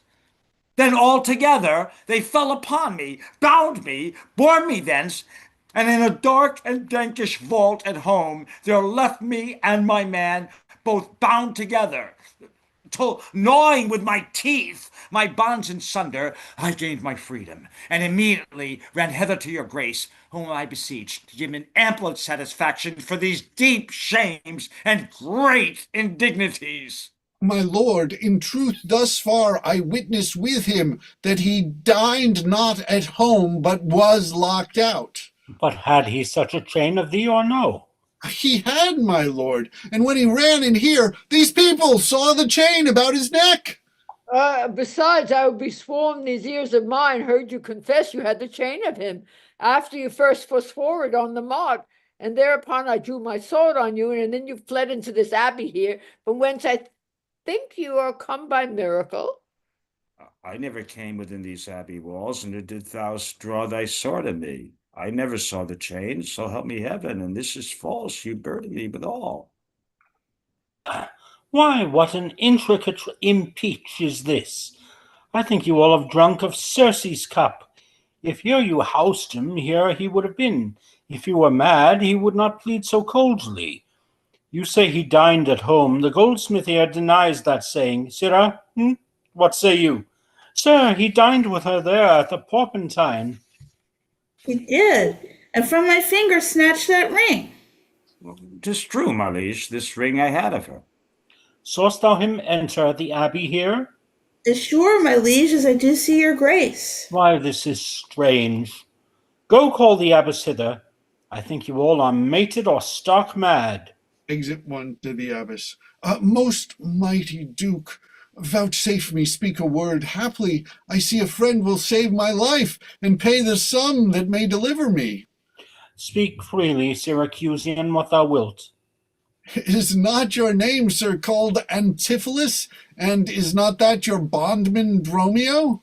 Within this hour I was his bondman, sir, but he, I thank him, gnawed into my cords. Now are my Dromio and his man unbound. I am sure you both of you remember me. Ourselves we do remember, sir, by you, for lately we were bound as you are now. You are not Pinch's patients, are you, sir? Why look you strange on me? You know me well.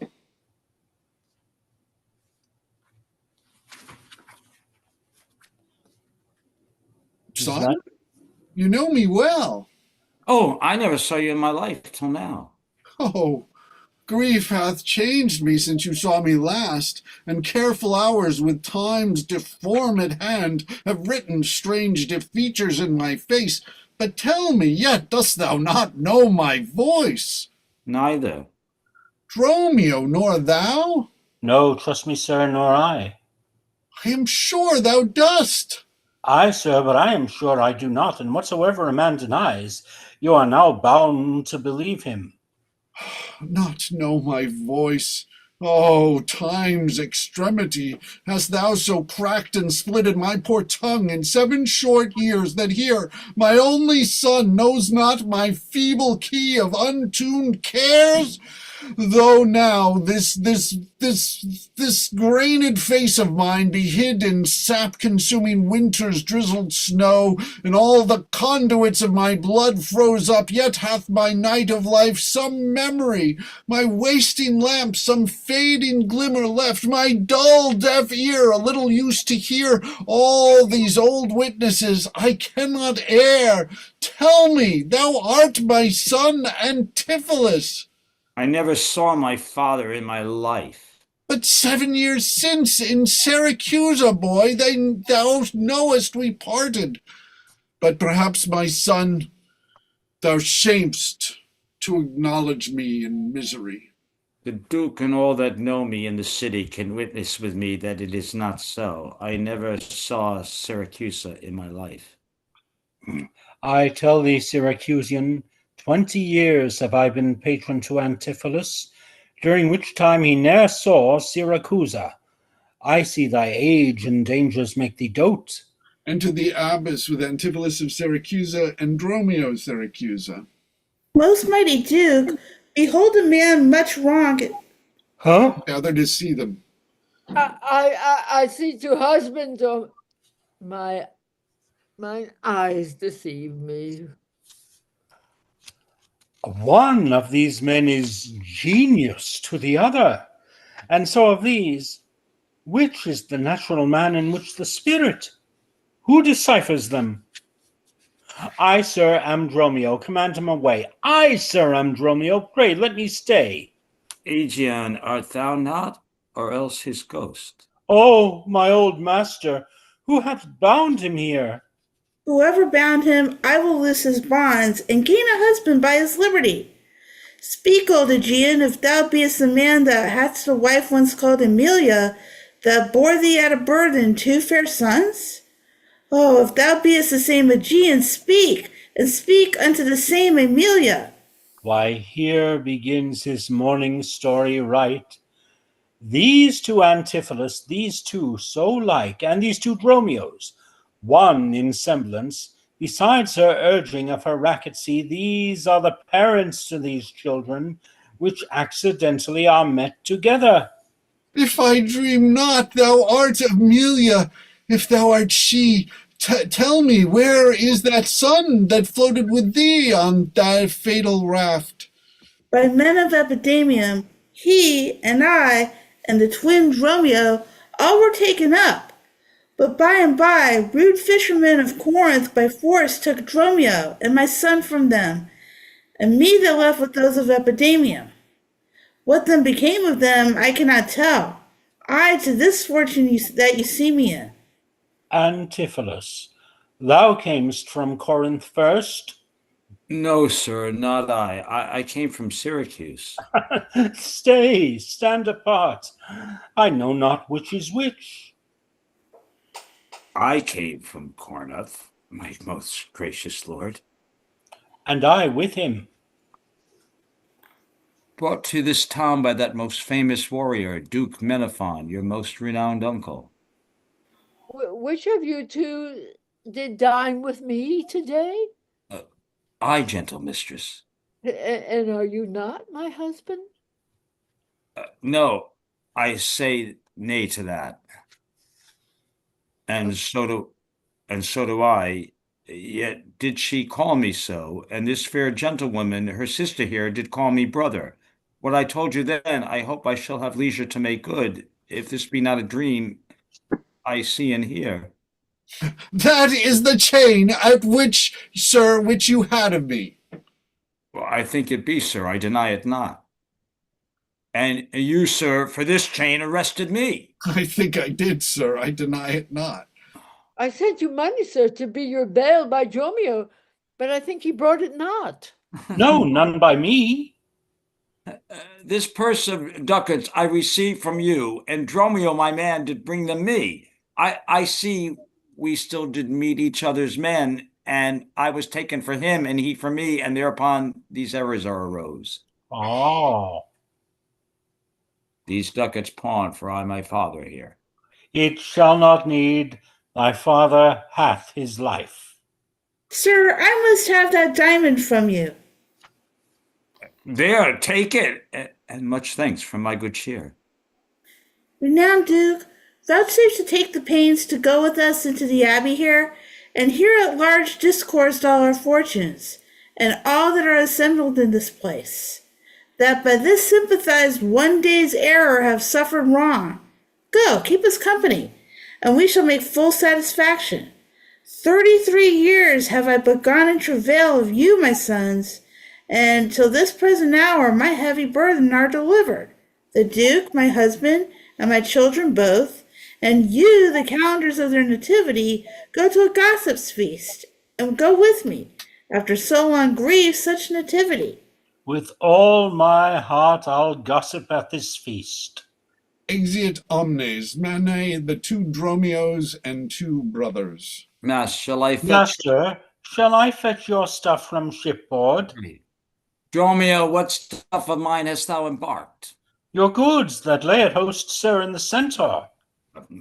He speaks to me. I am your master, Dromio. Come, go with us. We'll look to that anon. Embrace thy brother there. Rejoice with him. Exit. There is a fat friend at your master's house that kitchened me for you today at dinner. She now shall be my sister, not my wife. Methinks you are my class, and not my brother. I see by you I am a sweet-faced youth. Will you walk in to see their gossiping? Not I, sir. You are my elder. That's a question. How shall we try it? We'll draw cuts for the senior. Till then, lead thou first. Nay, then thus. We came into the world like brother and brother, and now let's go hand in hand, not one before another. Exeunt. End of play. Thank you. Thank you all very much. And actually kind of worked pretty well with even just the five of us. So, Yeah. I've been trying to Kinda get my sad. picture back I felt on. I can't do sorry. it. I felt sorry for the abbess because for all these years, for both the father and the mother, the loss of sons, particularly the mother of the abbess. yeah, no, but it's like they didn't search for their kids, or I guess they searched and they gave up, And what is with Antipholus is both Antipholuses obviously have anger issues and beat their Dromios, because we still have this thing which sort of is kind of set, but you have servants who are basically slaves, so. Mhm. Yeah. That's it. It's an interesting play. I always liked it. Well, the Antipholus from Ephesus beats his wife too, and they make comedy out of it. I mean, he gets a rope's end to beat her, and Right. he must have done it before. Post-traumatic stress syndrome. Yeah. From the wars, all those wars, which Yeah. which he got such a good reputation for, but then yeah, that. And then why, if you have a pair of twins, identical twins, why would you give them the same name? They're both named Antipholus and they're both named Dromio, which is essential for the play to work. But it's like, if they were twins, why would you? I mean, that is one of that's the thing though. That's so much great about Shakespeare is they're so much fun while you're doing them. That some very obvious things like the questions of logic that you don't bother to ask. Well, is it their last name? Is that their last name? Could be. That's true, because they're not really given any last names. They're just sort of in the stage directions. It's referred to as Antipholus of Syracuse, Antipholus, and they all go by their last names. That's actually a very good point, Ken. Thank you. That makes sense. So, any other comments on this? This was a play. This is thought to be one of Shakespeare's earliest plays, but I think he did, because there's a record of this supposed performance that almost happened at Gray's Inn. But it wasn't published in a quarto. It wasn't published until the first folio. And there's some parts of it where I think it's just so. I mean, it feels a lot more polished and a lot different than like Two Gentlemen of Verona, So. He wants the ropes to beat his wife. I thought he wanted the ropes like Romeo and Juliet to climb down. I guess I didn't want to take that one in. He really wants the ropes to beat his wife. That's terrible. Well, Yes. Says it, doesn't he? What? Doesn't he say it that he was going to beat his wife? To give his wife a beating, yes. Right. Right, and they Yeah. beat them with ropes. That's horrible. That's Yeah. Yes. that's cruel. I don't like him anymore. Yeah, well, but you also beat up Andromio. Yeah, Everybody right, beats up Andromio. right. Yeah, they seem Well, they they're bang each slaves. other a lot. Everybody bangs each other around a lot. Yeah. What's that old the Greek comedy where the woman says, "We want a democracy," Oh, they say, well, if we want women to This have is our Strata. rights? This is He says, Strata. right, and he says, who's going to toil the field? She said, the slaves. yeah, that is the I thing. mean, right here, That's the way it was. And actually, we do. I don't know if many of you remember. I think Jackie, you may have been in it. We did a few years ago a reading of Liz Estrada, a sort of I remember Yes. that. That was Eleanor's play. Yes, we Oh, were. yeah, fun. yeah. Actually, Alan Hofstetter, and he's updated it, and so we're going to do another reading of it at some time when we schedule it. So Okay, just that would be good. want to let you know about that, and thank you all for sharing this and celebrating Shakespeare's birthday. And we still have many more plays to do. And this Saturday we'll be doing Edward III, and next Thursday will be May 1st. And so in the evening we will do a reading of the play of Sir Thomas More. Okay. So. I'm glad my Jennifer was able to make a cameo appearance. Catio. What? Oh yes, your cat made a little. Patio. That was funny. It was nice to see it, and it was good that your camera was working for most of it. So that. Yeah, I've been trying to get my picture back. I still can't do it. I tried many times. Your Was sound my is screen better. better this time because I didn't have a picture on? Did I freeze it? Was it? You were No, great. it seemed a lot No, better. you're fine. Actually. Everybody. Well, maybe was I really, should really do it good without a today. background. I'll just use that for my Yeah. background. Yeah. I wasn't familiar enough with the language, unfortunately, but Me either. I screwed up a lot, but that's yeah, okay. some of it is so It hard to happens. understand while you are on a cold reading. You know, I haven't read her part in years. I think I read it once. All right. Yeah. You do yourself. I know I did myself a disservice by not spending enough time with it last night, but whatever.